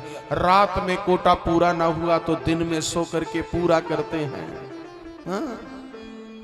50 निकल गए, 50 बाकी बचे। उस 50 में से 25 दिवा अर्थे हया राजन कुटुंबा भरणे नचा, अध्ययन करने में, कमाने में और परिवार के पालन पोषण में निकल जाता है। तो 50 और 25 75 हो गए। और 75 होते ही फिर कहते हैं अब हमको राम नाम सुनना है। इसके पहले राम नाम सुनना भी गुनाह है, हरि का नाम सुनना भी पाप मानते हैं। और जब 75 बीत जाता है तो क्या होता है, इंद्रियां शिथिल हो जाती हैं। उस समय पति पत्नी में बड़ी दुश्मनी हो जाती है, लड़ाई चालू हो जाती है। गात्रम संकुचितम गतिर्विगलिता भ्रष्टा च दंतावली, भार्या नैव शृणोति तस्य वचनम पुत्रोपि मित्रायते। वृद्धावस्था में लड़ाई क्यों होती है? पिता अपने पुत्र को कुछ बात कहता है, पुत्र मां से कहता है इनको समझा लो, हर क्षण टोका टोकी करते रहते हैं, फिर कुछ मत कहना, मैं किसी दिन अपमान कर दूंगा। तो पत्नी पति को डांट फटकार लगाती है। पुत्रोपि मित्रायते, जो पिता अपने पुत्र को कंधे पर बैठा के 100 बार बताया, उसने पूछा पिताजी ये क्या है, ये आम है, ये इमली है, ये बबूल है, ये अमरूद है, वही पिता एक बात पूछ लेता है, दिखाई आंखों से कम पड़ने लगता है, बेटा कौन आया है? तो बेटा 1 लाख उपदेश कर देता है, रजिस्टर ले लो, नोट करते जाओ कौन आया कौन गया, और कोई काम तो तुम्हारे पास है नहीं, बैठे बैठे बस इतना ही पूछते रहो। अरे इतना बोल दो बस केवल कि पिताजी फला व्यक्ति आया है, हो गया। लेकिन इतना लेक्चर दे सकते हैं वो बात नहीं कह सकते हैं। वृद्धावस्था बड़ी कष्टकारी होती है, ये शंकराचार्य जी कहते हैं। और उस बुढ़ापे में मनुष्य अंतिम समय में राम नाम जपने चलता है तो दांत सारे गिर गए हैं, मुंह से निकलता है दशहरी आम, आहा चकाचक स्वाद आने लगता है। और पत्नी कहती है तुम सठिया गए हो, उसको पति की बात अच्छी नहीं लगती है। यहां तो प्रेम है, क्यों? काष्ठ जी देवी जी साथ में बैठी है ना, कई जगह तो कथा में सुनते सुनते ऐसे इधर दे दमादम चालू हो जाते हैं, समझाना पड़ता है यहाँ तो रुको, लेकिन यहाँ तो अपना टकटकी लगाए मस्ती में बैठे हुए हैं। यही जीवन की सार्थकता है। वानप्रस्थ उसे ही कहते हैं कि सब कुछ छोड़ करके तुम अपनी मर्जी की जिंदगी जियो, हमसे कुछ सलाह लो तो हम देंगे, नहीं तो तुम अपने मन के राजा हो, कोई बात नहीं, तब घर में झगड़ा नहीं होगा। और जब बात बात पर टोकोगे तो फिर पुत्र अपमानित कभी न कभी तो करेगा ही। वृद्धावस्था बड़ी कष्टकारी होती है। बहुत से महात्मा लोग तो कहते हैं मनुष्य की पूरी आयु जो होती है ना, वो वास्तविक में 20 साल की होती है। 20 साल के बाद मनुष्य को गधा की आयु मिल जाती है, तो 20 दूना 40 हो जाता है, तो 20 से 40 तक गधे की तरह ढोता है परिवार के लिए, और फिर उसके बाद कुत्ते की योनि मिल जाती है। ऐसे लोग कहते हैं, लेकिन शास्त्र क्या कहता है? 100 वर्ष की पूरी आयु है कलयुग में, 50 सोने में और 50 में से 25 खाने कमाने और पढ़ने में, और फिर 75 जब बीत जाता है तो जीवन निकल गया, तो जीने का रंग आया। अब फिर क्या हो सकता है? इसलिए जब जागो तब सवेरा। जिस दिन प्रभु की भक्ति के मार्ग पर चल पड़ो, वही जीवन जीवन है। एक तपस्वी महात्मा थे, बड़े तपस्या कर रहे थे। उनकी तपस्या के प्रभाव से उनका वस्त्र हवा में सूखने लगा, यूं बिना आधार के। बड़ा अहंकार आ गया, मैं तो कुछ हूं। एक दिन उनके सफेद झकाझक कपड़े के ऊपर एक पक्षी ने बीट कर दिया, तो उसको क्रोध से भर करके देखे तो पक्षी बेचारा टप्प से मर गया। भूख लगी थी, भिक्षाटन को गए, 4 घर में भीख मांगे, कोई न दिया। 5वें घर में गए, बोले जल्दी ले आओ कुछ भिक्षा, नहीं तो मैं श्राप दे दूंगा। अंदर से एक देवी बोली, बाबा आती हूं लेकर के, लेकिन मैं 5 साल की हूं, आपका श्राप मुझे नहीं लगेगा। अंदर से एक 27 वर्ष की रमणी निकली, बहू जो कुलवधू थी, बड़ी सुलक्षणा थी, घूंघट की ओट से महात्मा जी को कुछ भोजन देने लगी। बोले नहीं पुत्री, पहले तू ये बता, तू 27 साल की हो करके मुझसे झूठ क्यों बोली कि 5 साल की हूं? बोले यही नहीं, मेरे पति देव अभी साल भर के हैं। बोले क्या कहानी बुझा रही है? बोले बाबा जी, मेरे ससुर जी अभी 6 महीने के हुए हैं और सासू माँ का कल जन्म हो गया है। बोले क्या बात है, कैसे, क्या कहानी बुझा रही है, जल्दी बताना। अब तो मैं तेरे हाथ की भिक्षा तभी लूंगा जब इस रहस्य को प्रकट करेगी। बोले 27 साल की हूं, लेकिन 5 साल से परमात्मा के पथ का पथिक बन गई, इसलिए वही जीवन श्रेष्ठ है जो प्रभु के काम आवे, प्रभु के भजन में काम आवे। मैं 5 साल की ब्याह करके आई, मेरी देखे देखा खरबूजे को देख के खरबूजा रंग बदलता है, पति देव भी पीछे पीछे जाने लगे। 1 साल से पूजा पाठ करने लगे, हनुमान चालीसा पढ़ने लगे, भोले बाबा को जल चढ़ाने लगे। सास ससुर लड़ते झगड़ते थे, ताश खेल करके टाइम पास किया करते थे, लेकिन 6 महीने से ससुर जी भी भगवान की भक्ति में थोड़ा बहुत लग गए। लड़ झगड़ करके, सिर पटक करके सासू माँ अब कल सवेरे 4 बजे मुझसे छिप करके लोटा भर करके और भोले बाबा को नहलाने गई थी, इसलिए मैंने ये कहा कि कल उनका भी जन्म हो गया है।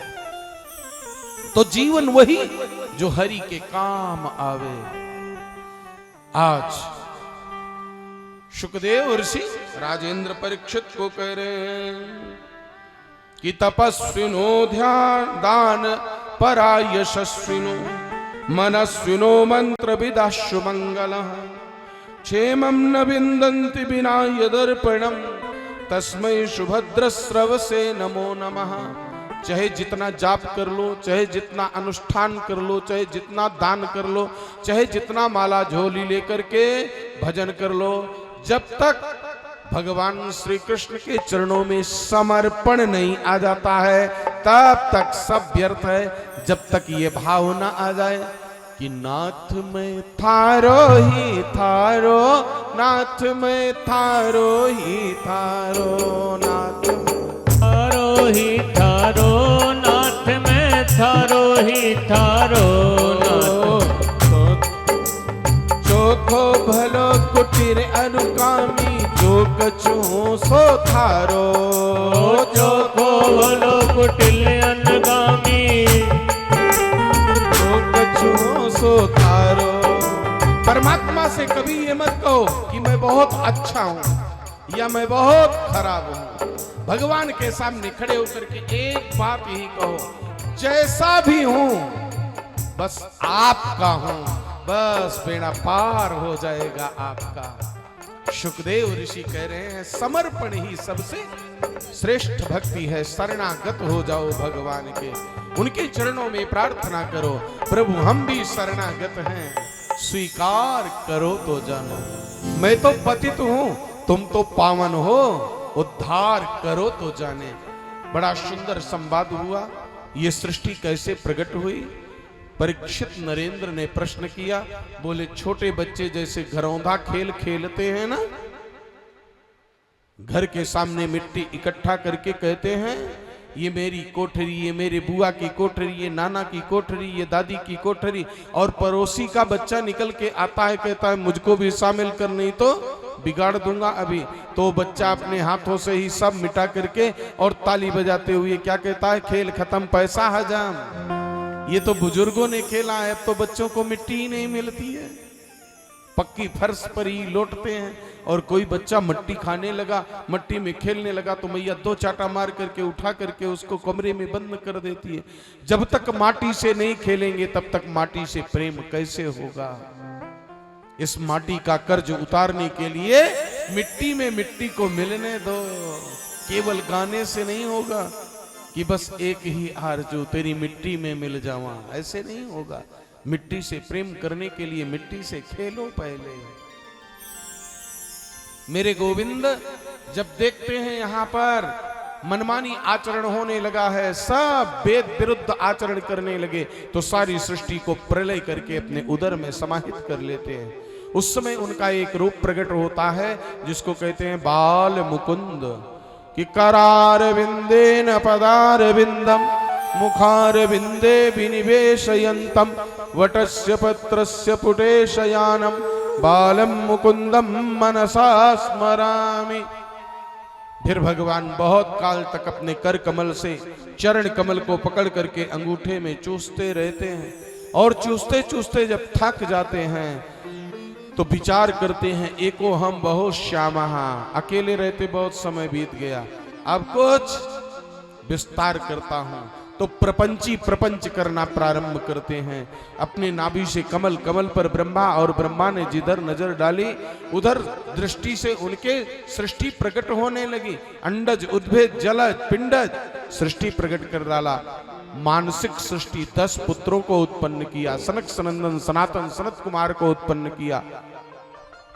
जगत पिता ब्रह्मा के ही पुत्र के रूप में क्रोध आने पर शिव जी का प्राकट्य हुआ। सृष्टि का जब विस्तार न हुआ तो भगवान ब्रह्मा ने एक दिन एक नारी की सृष्टि किया।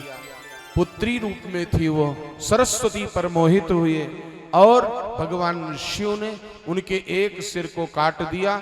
वही ब्रह्म कपाली बन गया बद्रीनाथ में जाकर के, और ब्रह्मा जी ने अपने देह का विसर्जन किया। उस विसर्जन से एक युगल दंपति प्रकट हुए जिनका नाम हुआ मनु और शत्रुपा। मनु से उत्पन्न हुए मनुष्य और तनु से उत्पन्न हुए दानव। महाराज मनु ने ब्रह्मा जी से कहा मेरे लिए धरती चाहिए, मैथुनी सृष्टि होगी। ब्रह्मा जी ने कहा धरती कहां से लाऊं, वो तो जल में डूबी हुई है। उसी समय ब्रह्मा जी को छींक आई, और छींक आते ही उनकी नासिका से एक अंगूठे के बराबर 12 प्रकट हो गया, और 12 भगवान का प्राकट्य हुआ है। बोलिए 12 भगवान की जय हो। संध्या काल में 4 कर्म वर्जित किए गए हैं।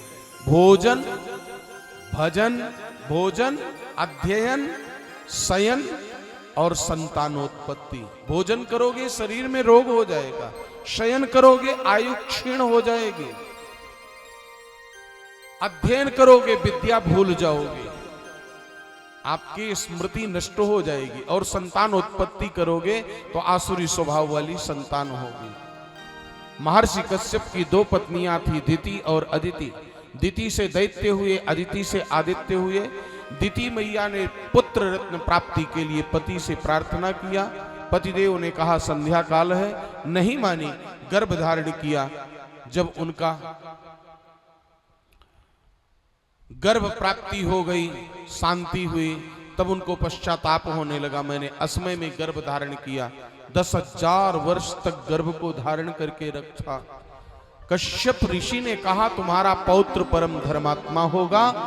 तब देवी ने उन पुत्रों को जन्म दिया जिनका नाम हुआ हिरण्याक्ष, हिरण्यकश्यप। प्रकट होते ही धरती पर जल में कोलाहल करने लगे। नारद जी सामने दिखाई पड़े, वो ब्रह्मा जी के मानस पुत्र हैं। बोले बहुत मालटाल खाए हो, आओ थोड़ा सा 2-2 हाथ हो जाए। बोले तुम्हारी खजुली मिटाने के लिए, धरती का उद्धार करने के लिए वाराह रूप में नारायण आए हैं। पृथ्वी को छिपा करके मैदानों ने रखा था, और खोजने के लिए वाराह आए हैं।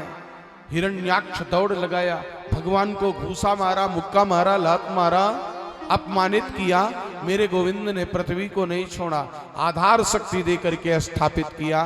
12 भगवान कहते हैं जब तक लक्ष्य की प्राप्ति ना हो तब तक कभी भी विवाद में मत पड़ना, कोई कुछ भी कहता रहे, सुनते रहो, अपना लक्ष्य निर्धारित करो, लक्ष्य प्राप्त होने के बाद सामने वाले को प्रत्युत्तर दो। पृथ्वी स्थापित करके 12 भगवान ने कहा, सत्यम वयंभो वन गोचरा मृगा युष्मद् विधान मृग ए ग्राम सिंहान। तूने मुझे जंगली जानवर कहा था ना, हे राक्षस हिरण्याक्ष, मैं जंगली जानवर हूं, लेकिन किसके लिए? तुम जैसे गांव के शेरों को ठिकाने लगाने के लिए। गांव का शेर कौन है? कुत्ता।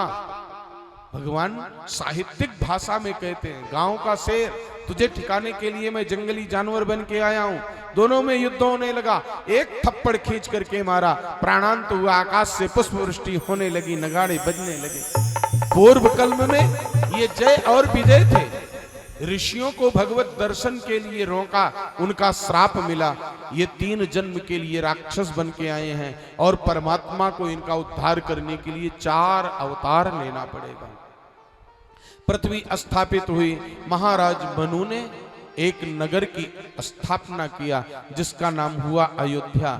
एक अयोध्या वो है जहां 450 वर्ष की प्रतीक्षा के बाद परमात्मा श्री राम को भी दिव्य भव्य मंदिर प्राप्त हो रहा है। और एक अयोध्या इस मानव शरीर को भी कहते हैं। अयोध्या की पहचान क्या है? 8 चक्र और 9 दरवाजे जहां पर हो उसी का नाम अयोध्या है। ये मानव शरीर में 8 चक्र हैं और 9 दरवाजे हैं। 7 दरवाजे ऊपर के हैं, 2 आंख, 2 नाक, 2 कान और 1 मुख, और 2 दरवाजे अधो मार्ग के हैं, पीछे के रास्ते, जिनको मलमूत्र त्याग करने के लिए परमात्मा ने दिया है। ये 9 दरवाजे युक्त मानव शरीर ही अयोध्या है। यदि यहाँ पर मन मंदिर को साफ करके रखोगे तो परमात्मा आकर के निवास करेंगे, और यदि इसमें गंदगी भर दिया तो राम जी वनवास के लिए चले जाएंगे। कि तूने मंदिर नहीं बुहारा, कैसे आएंगे भगवान? कैसे आएंगे भगवान? कैसे आएंगे भगवान?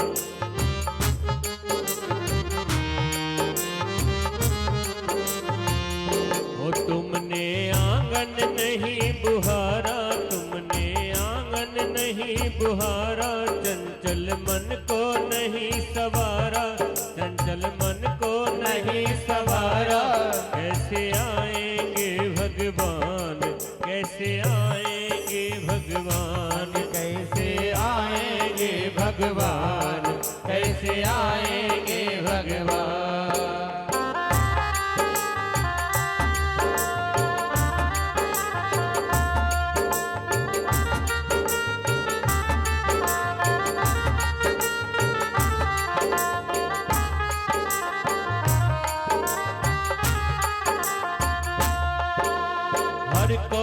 कलमश कसाई की लगी हुई है ढेरी, हर कोने कलमश कसाई की लगी हुई है ढेरी। ओ नहीं ज्ञान की किरण कहीं भी, हर कोठरी अंधेरी। नहीं ज्ञान की किरण कहीं भी, हर कोठरी अंधेरी। आंगन चौबारा अंधियारा, आंगन चौबारा अंधियारा। कैसे आएंगे भगवान? कैसे आएंगे भगवान? कैसे आएंगे भगवान? कैसे आएंगे भगवान?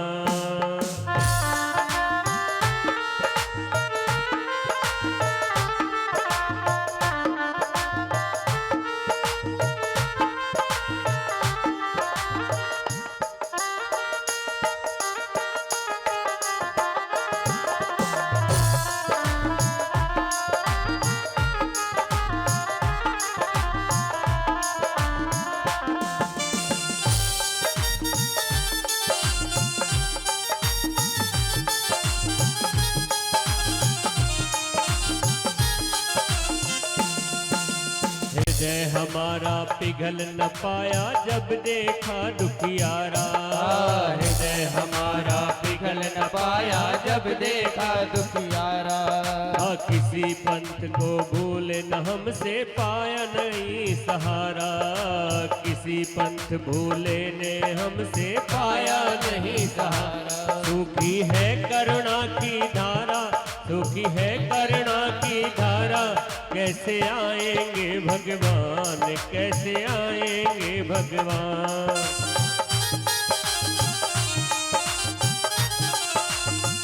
हो तूने हीरो सो जन्म गवायो, जन्म गवायो भजन बिना बावरे। तूने हीरा सो जन्म गवायो, जन्म गवायो भजन बिना बावरे, भजन बिना बावरे, भजन बिना बावरे। ओ तूने हीरा सो जन्म गवायो, जन्म गवायो भजन बिना बावरे।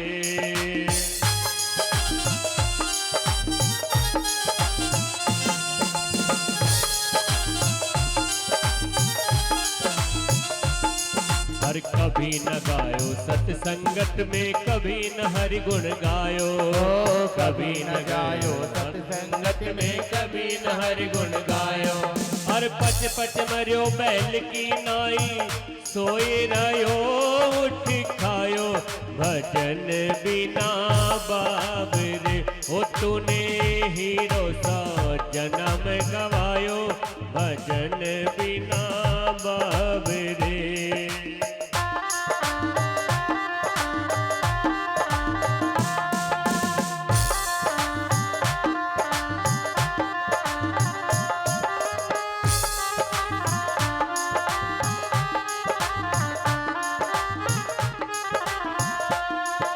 यो संसार समल रो सुवा सुवा देख लुभायो, यो संसार फूल सोमल रो सुहा देख सुहायो।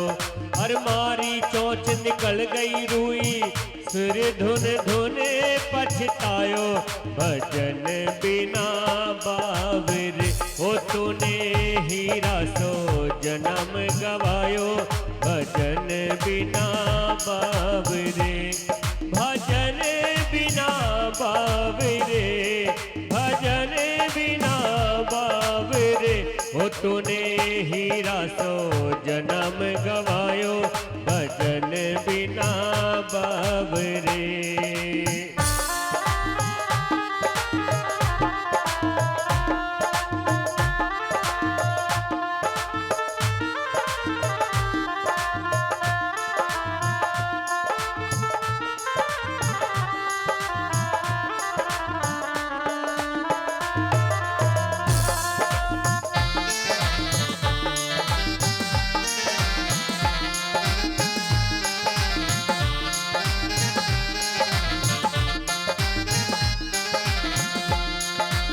यो संसार हाट बनियारी सब जग सौदा आयो, यो संसार हाट बनियारी सब जग सौदा आयो।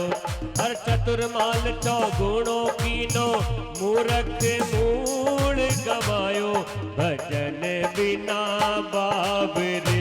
ओ तूने हीरा सो जन्म गवायो, हाँ जन्म गवायो भजन बिना बावरे।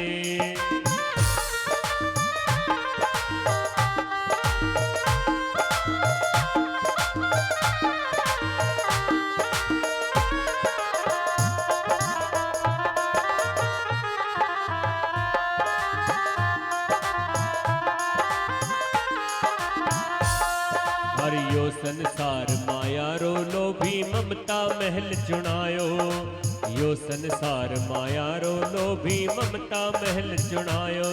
अरे कहत कबीर सुनो भई संता, हाथ कछू नहीं आयो भजन बिना बावरे।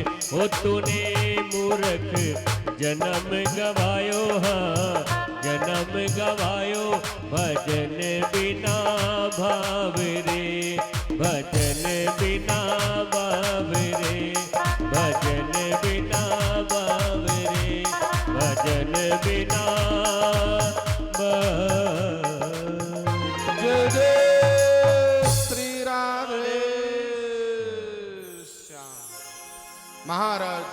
के 3 पुत्रियां हुई और 2 पुत्र हुए, आकुति, देवहूति और प्रसूति।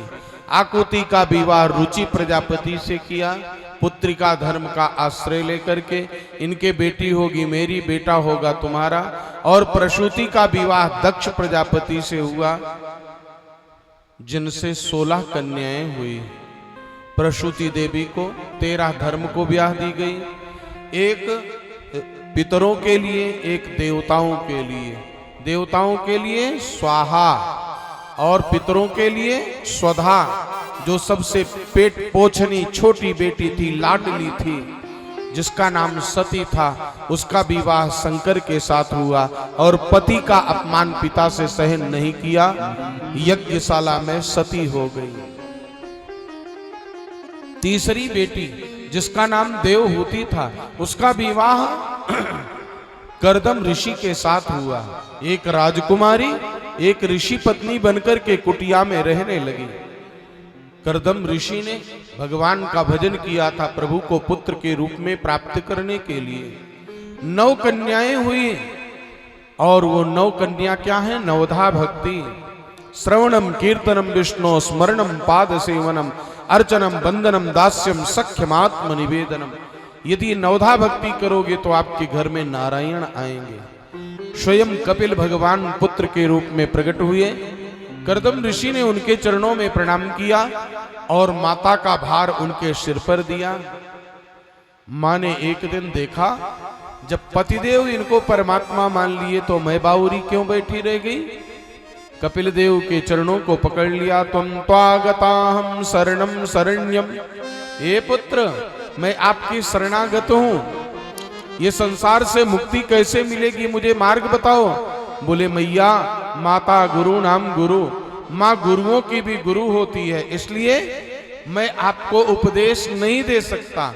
पहले मुझे मातृ ऋण से मुक्त करो। और माता देवहूति ने मातृ ऋण से मुक्त किया है और कपिल देव जी ने उपदेश प्रारंभ किया।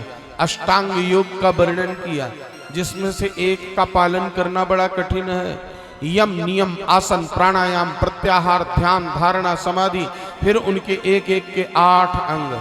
एक को ही सिद्ध कर लो, सर्वेश्वर प्राप्त हो जाएंगे। आसन, यहां तो घड़ी देखने लगे हैं, अब तो कथा का समय हो रहा है, अभी तक महाराज चुप ही नहीं हो रहे हैं। हा? ऐसे नहीं, कितनी बार बदल चुके हैं, कभी इधर कभी उधर, कभी ऐसे कभी वैसे, कभी खड़े हो गए। एक भजन आवे तो सही, नाचने के बहाने ही सही खड़े तो हो। हा? आसन जिता सुनो जित श्वास। आसन को जीतो, श्वास को जीतो, अन्न को के ऊपर निग्रह करो, तब परमात्मा मिलेंगे। कितनी कठिन तपस्या किया है। गोविंद की अद्भुत लीला देखो, संभालो संभालो। बस, गोविंद की अद्भुत लीला।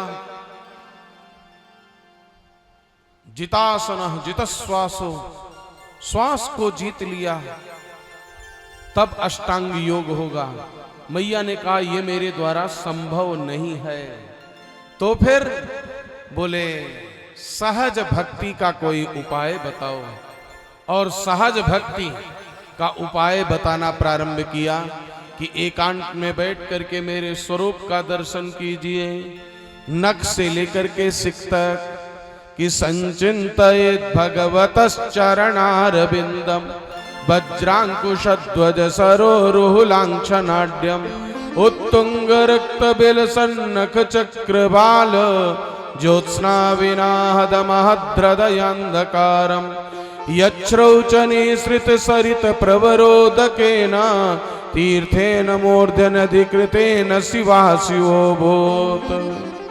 नख से लेकर के सेक तक परमात्मा के सुंदर दर्शन को करो। जब भगवान का दर्शन करने जाते हैं तो हमारी स्थिति क्या होती है? हम तो अपने आप को 2 भागों में बांट देते हैं। 4 भुजानाथ के मंदिर में गए और बाहर 5000 वाली चप्पल उतार करके रख दिए। बिहारी जी के दर्शन करने गए, यहाँ चप्पल बाहर पड़ा हुआ है, आधा चित्त चप्पल में और आधा ठाकुर जी में, तो एक स्तुति करने लगते हैं भगवान के सामने, क्या त्वमेव माता, और जल्दी से पीछे मुड़कर के देखते हैं चप्पल सुरक्षित है कि नहीं, तो चप्पल को क्या कहते हैं, चपिता त्वमेव। ठाकुर जी मां हैं, लेकिन बाप किसको बना लेते हैं, चप्पल को। फिर भगवान कैसे मिलेंगे? अंतिम पंक्ति कहां पर गिरती है जाकर के, चप्पल पर, त्वमेव सर्वम मम देव देव। ठाकुर जी से भी कहते हैं आपका धन्यवाद, जो आपके दर्शन करने आए चप्पल बच गया। तो भगवान कैसे मिलेंगे?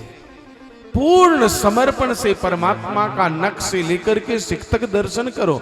जिन चरणार बिंदों से भगवती गंगा प्रकट हुई हैं, हम जाते हैं ठाकुर जी का सीधे टकटकी लगा करके चेहरा देखते हैं। और दर्शन की विधि क्या है, पहले नख से लेकर के तब सिख तक पहुंचिए। दर्शन की बड़ी सुंदर विधि का वर्णन किया, मां चरणों में प्रणाम की, और कपिल देव जी ने माता को प्रणाम किया, गंगा सागर में जाकर के स्थापित हो गए कि सब तीर्थ बार बार, गंगा सागर एक बार। महाराज मनु ने विचार किया, वृद्धावस्था आ गई है, अब राज्य का त्याग भार पुत्र को देना चाहिए। उत्तान पाद को राजगद्दी दिया और स्वयं नैमिषारण्य में जाकर के भगवत भजन करते हुए भगवान को प्राप्त कर लिया। उत्तान पाद की पत्नी का नाम सुनीति था। सुनीति देवी ने देखा मेरे से कोई संतान उत्पन्न नहीं हुई, इसलिए पतिदेव का विवाह जबरदस्ती दूसरा करा दिया। देवी आई सुरुचि, उत्तान पाद और कोई नहीं है। भागवत जी का आध्यात्मिक अर्थ कहता है उत्तान पाद हम हर एक जीव हैं, हम सभी उत्तान पाद हैं। इस संसार में उल्टे हम प्रकट हुए हैं, इसलिए उत्तान पाद हैं। और हमारे दो विवाह हैं सबके, स्त्री पुरुष के, एक है सुनीति, एक सुरुचि। सुनीति क्या है, वेद विहित आचरण करना, यही सुनीति है। और सुरुचि माने मनमानी आचरण। वेद क्या कहता है, सत्यम वद धर्मम चर, और सुरुचि क्या कहती है, नहीं, यावत जीवेत सुखम जीवेत ऋणम कृत्वा घृतम पीवेत। मस्ती की जिंदगी जियो, ये जीवन फिर से मिलेगा नहीं मिलेगा क्या पता है, इसलिए जो मन में आवे वो करो। सुनीति क्या कहती है, शुगर हो गया तो मीठा खाना छोड़ दो। और सुरुचि क्या कहती है, भागवत जी का भंडारा हो रहा है, यहाँ पर श्रीमती जी अपना प्लेट लिए हुए अलग बात कर रही हैं, अवसर मिला है, आबा दे गिनती मत कर, आज ही तो अवसर मिला है। सुरुचि भोज लिखा जाता है ना कार्ड में, सुरुचि माने जो इच्छा करे वो खाओ, तो मनमानी आचरण, यही सुरुचि है। सुरुचि किसी के बंधन में नहीं रहना चाहती। सुरुचि ने आते ही कहा सौत को घर से बाहर निकालो। कुटिया में सुनीति रहने लगी। दैव योग से दोनों को संतान की प्राप्ति हुई। सुनीति से ध्रुव हुए जो अचल हैं, अटल हैं, अविचल हैं, हिलने डुलने वाले नहीं हैं। और सुरुचि से उत्तम हुए। उत्तम माने कीचड़, उत्तम माने अंधकार। जो कीचड़ और अंधकार से अवोत प्रोत है उसी का नाम उत्तम है। लेकिन मास्टर साहब जो है ना, मास्टर साहब, वो छात्र का सर्टिफिकेट बनाते हुए क्या लिखते हैं, उत्तम। लेकिन व्याकरण की दृष्टि से उत्तम माने कीचड़ और अंधकार से जो ओत प्रोत है वो उत्तम है। उत्तम सुरुचि का पुत्र है और सुनीति का पुत्र ध्रुव है। 5 वर्ष का बालक है। माँ से रोज पूछता है मेरे जनक कौन है, मेरे पिता कौन है, बताना मैया। परम पिता की कहानी सुनाने लगती है मैया। एक दिन 5 वर्ष का बालक गुरुकुल में अध्ययन करने के लिए गया है। वहां पर लोग उसकी हंसी उड़ाने लगे। बिन बाप की संतान है। एक अत्यंत सन्निकट जो मित्र था, रहस्य को जानता था, उसने लोगों को डांट फटकार करके शांत किया। सावधान, खबरदार, होशियार। पृथ्वी के प्रथम सम्राट महाराज मनु का पौत्र, उत्तानपाद का ज्येष्ठ पुत्र ये ध्रुव है, भावी युवराज है। आज पिता का रहस्य प्रकट हो गया है। पितृ दर्शन की अभिलाषा लिए हुए राजपद का पथिक बन करके और बालक ध्रुव राजमहल की तरफ चल पड़ा। महाराज उत्तानपाद सिंहासन पर बैठे हुए, एक तरफ उत्तम को बैठा रखे थे, दूसरी तरफ ध्रुव को बैठाया। सेविका ने जाकर के सुरुचि से बताया, नागिन की तरह फुफकारती हुई आई, बालक का हाथ पकड़ करके घसीट करके राजमहल के बाहर पटक करके और धमकाया है कि तपसाराध्य पुरुषम तस्यैवानुग्रहेण में गर्भे त्वाम साधयात्मानम यदि इक्षस्न पासनम। यदि राज गद्दी पर या राजा की गोद में बैठना चाहता है तो परम पिता परमात्मा की तपस्या कर, वो प्रसन्न हो तो उनसे कहना सुरुचि के गर्भ से जन्म दे। तूने जिस माँ की कोख से जन्म प्राप्त किया वो अभागिनी है। माँ का अपमान सहन न कर पाया, बड़े बड़े आंसू बहाता हुआ निज आनंद को धोता हुआ दौड़ता हुआ माँ की आंचल में आके छुप गया। माँ ने कहा, क्या हुआ लाल? राज दरबार में घटित सारी घटना को बताया। सुनीति ने ये नहीं कहा जा लठ उठा सिर फोड़ करके अपना अधिकार ले ले। सुनीति ने कहा, तुम्हारी माँ सत्य ही कही है। माँ ने कहा, पुत्र सचमुच हूँ अभागिनी माता, जिसका पुत्र पिता की गोदी में न बैठने पाता। यदि ऊंचा पद चाह रहे तो तप करने को जाओ, प्राप्त करो उस परम पिता को, अधिक न अश्रु बहाओ। बात लग गई थी माता की, तीर से चला है बालक, शेर बेड़ियों से पूरित बने ईश ही पालक। माँ ने कहा, तुम्हारी माँ ने सही कहा है, जाओ या तो भगवान का भजन करके भगवान को पाओ और या तो चुपचाप बैठ जाओ। आंसू बहाने से काम नहीं चलेगा। चार हट बड़े विचित्र हैं, राजहट, योगी हट और एक स्त्री हट। जो देवियां बैठी हुई हैं आपको प्रणाम है। जब हट हो जाए लहरिया साड़ी चाहिए तो चाहिए, चाहे जो जाए, हाँ? जो सोच लेती हैं वो करके छोड़ती हैं। ये भारतीय नारी ही हैं। और चौथे में हम भी आ जाते हैं, योगी हट, साधु हट, तो बाल हट, राज हट, योगी हट और स्त्री हट। ये चार हट हैं। जो ठान लिया वो कर लिया। बाल हट था, परमात्मा को प्राप्त करके आना है। माँ के चरणों में प्रणाम किया, चुपचाप उठ के चल दिया। राजा पश्चाताप की अग्नि में जल रहा था। सेवकों को, गुप्तचरों को लगाया, ध्रुव कहीं जाए तो रोक लेना, कह देना पिताजी तुम्हारे लिए राजमहल बनवाने का विचार कर रहे हैं, तुम्हें राजगद्दी देंगे, चिंता मत करो। सेवकों ने रोका, ध्रुव जी नाचने लगे। जिस प्रभु के मार्ग पर दो कदम चलते ही सब कुछ दुगना हो गया, वो मिल जाएंगे तो क्या नहीं मिल जाएगा।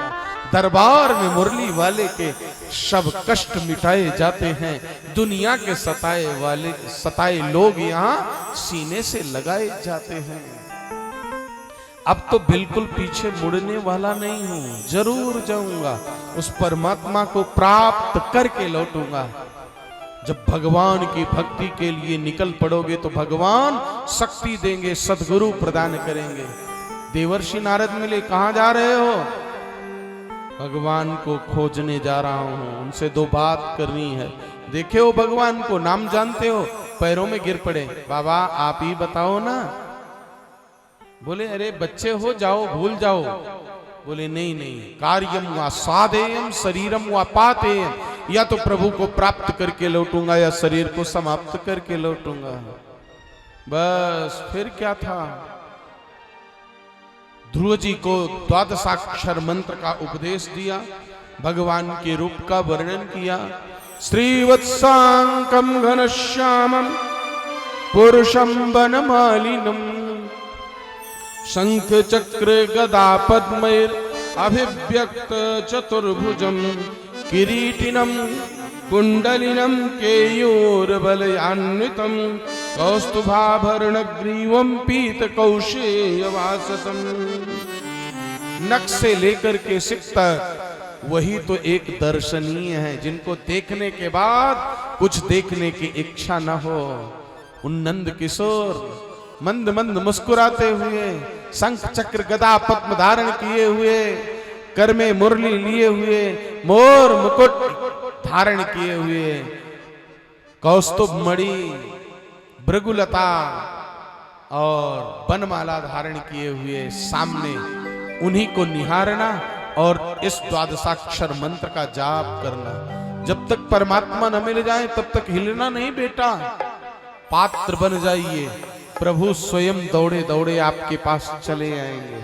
वो कुपात्र के पास नहीं आते हैं, सत्पात्र के पास आते हैं।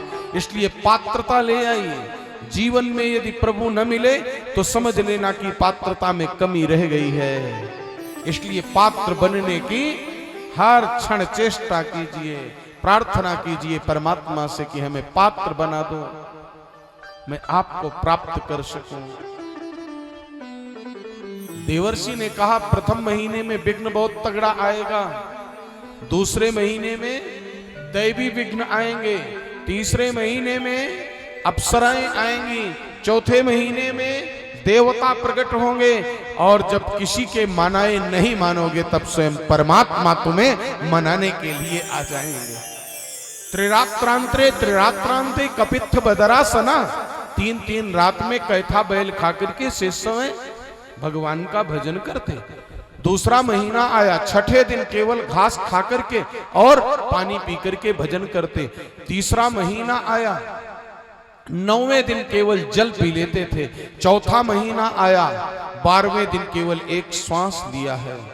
पहले महीने में शेर भालू आए, डराए, नहीं डिगे। दूसरे महीने में आकाश से बड़े बड़े पत्थर गिरने लगे, उल्का पिंड। और तीसरे महीने में अप्सराएं नाचने लगी।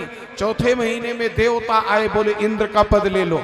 जैसे बच्चा जब रोने लगता है तो मैया क्या करती है, कभी ये खिलौना फेंकती है, कभी वो खिलौना फेंकती है, और फिर भी जब चुप नहीं होता है तो बाद में लाड लड़ाने के लिए गोदी में उठा लेती है।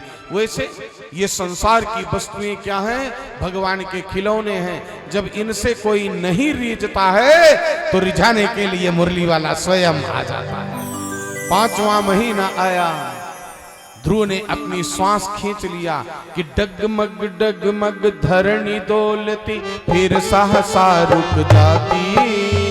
डगमग डगमग धरणी डोलती, फिर सहसा रुक जाती। श्वास बंद हो गई जगत की, सब जगती अकुलाती। संपूर्ण पृथ्वी की श्वास रुक गई। देवता घबराए, भगवान के पास गए, प्रलय आने वाला है क्या? बोले नहीं, मेरा भक्त मेरी प्रतीक्षा कर रहा है। ध्यान देना, हम भगवान के दर्शन करने जाते हैं और भक्त बन जाइए, भगवान आपके दर्शन करने आएंगे। ठाकुर कह रहे हैं ध्रुव के लिए कि मैं अपने भक्त का दर्शन करने जा रहा हूं, देने नहीं जा रहा हूं। और गरुड़ वाहन पर विराजमान होकर के नारायण भक्त प्रवर ध्रुवराज के सामने आए हैं। ध्रुव जी ने अंतर्यामी परमात्मा के दर्शन में अपने चित्त को एकाग्र कर दिया है। इसलिए भगवान कह रहे हैं जल्दी आंखें खोलो, मुझे देखो। लेकिन बालक ने नेत्र नहीं खोला, तो भगवान ने अंतर मन में विराजमान दिव्य छवि को छीन लिया। और जैसे किसी कंजूस व्यक्ति के धन की गठरी उससे छीन ली जाए, वो पागल हो जाता है, उसी प्रकार से परमात्मा रूपी परम धन को प्राप्त किए ध्रुवराज की आंखों से जब परमात्मा की छवि ओझल हुई तो चौंक करके उठे और सामने नारायण को देखा। मैया ने तो कहा था पिता की गोद से गिरे हुए व्यक्ति को परम पिता गोद में उठाता है।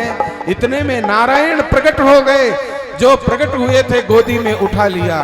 कैसे स्तुति करूं ये सोच ही रहे थे कि प्रभु ने अपने शंख का स्पर्श कराया है और छंदोबद्ध तरीके से ध्रुव जी स्तुति गोविंद की करने लगे हैं कि योन्ताः प्रविश्य मम वाचमिमां प्रसुप्ता संजीवयत्यखिल शक्तिधर स्वधाम्ना अन्यास्तहस्त चरण श्रवण त्वगादीन प्राणान्नमो भगवते पुरुषाय तुभ्यम्। मेरी सोई हुई वाणी को जिस परमात्मा ने जगा दिया उस परमात्मा को मेरा बारंबार प्रणाम है, अनंत कोटि बार नमस्कार है, प्रणाम है। और ध्रुव जी को गोविंद ने गोद में उठाया है, लाड प्यार किया है, खूब दुलार दिया है। ध्रुव जी टकटकी लगाए हुए मेरे गोविंद का दर्शन कर रहे हैं और अपने गुरुदेव को मन ही मन प्रणाम कर रहे हैं कि मन में लगन हो मन निर्मल हो, मन में लगन हो मन निर्मल हो, हरि मिल जाते हैं, ओ हरि मिल जाते हैं, प्रभु मिल जाते हैं, ओ प्रभु मिल जाते हैं। मन में लगन हो निर्मल हो, हो मन में लगन हो मन निर्मल हो, मन में लगन हो मन निर्मल हो, मन में लगन हो मन निर्मल हो, हरि मिल जाते हैं, प्रभु मिल जाते हैं, हरि मिल जाते हैं, हरि मिल जाते हैं। यदि मन में लगन हो और तन निर्मल हो तो परमात्मा की प्राप्ति हो जाती है। ध्रुव जी को गोद में गोविंद उठाए बैठे हुए हैं, लाड प्यार कर रहे हैं और ध्रुव जी से प्रभु कहने लगे कि अब मैं जाता हूं। बोले कहां जाओगे, हमें नहीं ले जाओगे? बोले जब तक वासना रहती है तब तक मेरे वैकुंठ में कोई जा नहीं पाता है। आपके मन में अभी वासना है इसलिए यहीं पर रहो। क्या होगा? बोले तुम्हारे पिता तुम्हें राज्य देंगे। ध्रुव जी को पश्चाताप होने लगा। कल्प वृक्ष को प्राप्त करके जैसे कोई भूसी मांग ले वैसे मैंने ये तुच्छ राज्य क्या मांगा। और महाराज उत्तानपाद ने ध्रुव जी को सिंहासन पर बैठाया। सबसे पहले सुरुचि माता को ध्रुव जी ने प्रणाम किया। कल्प पर्यंत तक राज्य किया है। उसके बाद वैकुंठ के दरवाजे पर ध्रुव तारे के रूप में आज भी ध्रुव जी विराजमान है। जैसे सोना आग में तप कर जांच असल पा जाता है वैसे भक्त की भगवान भी परीक्षा लेते हैं।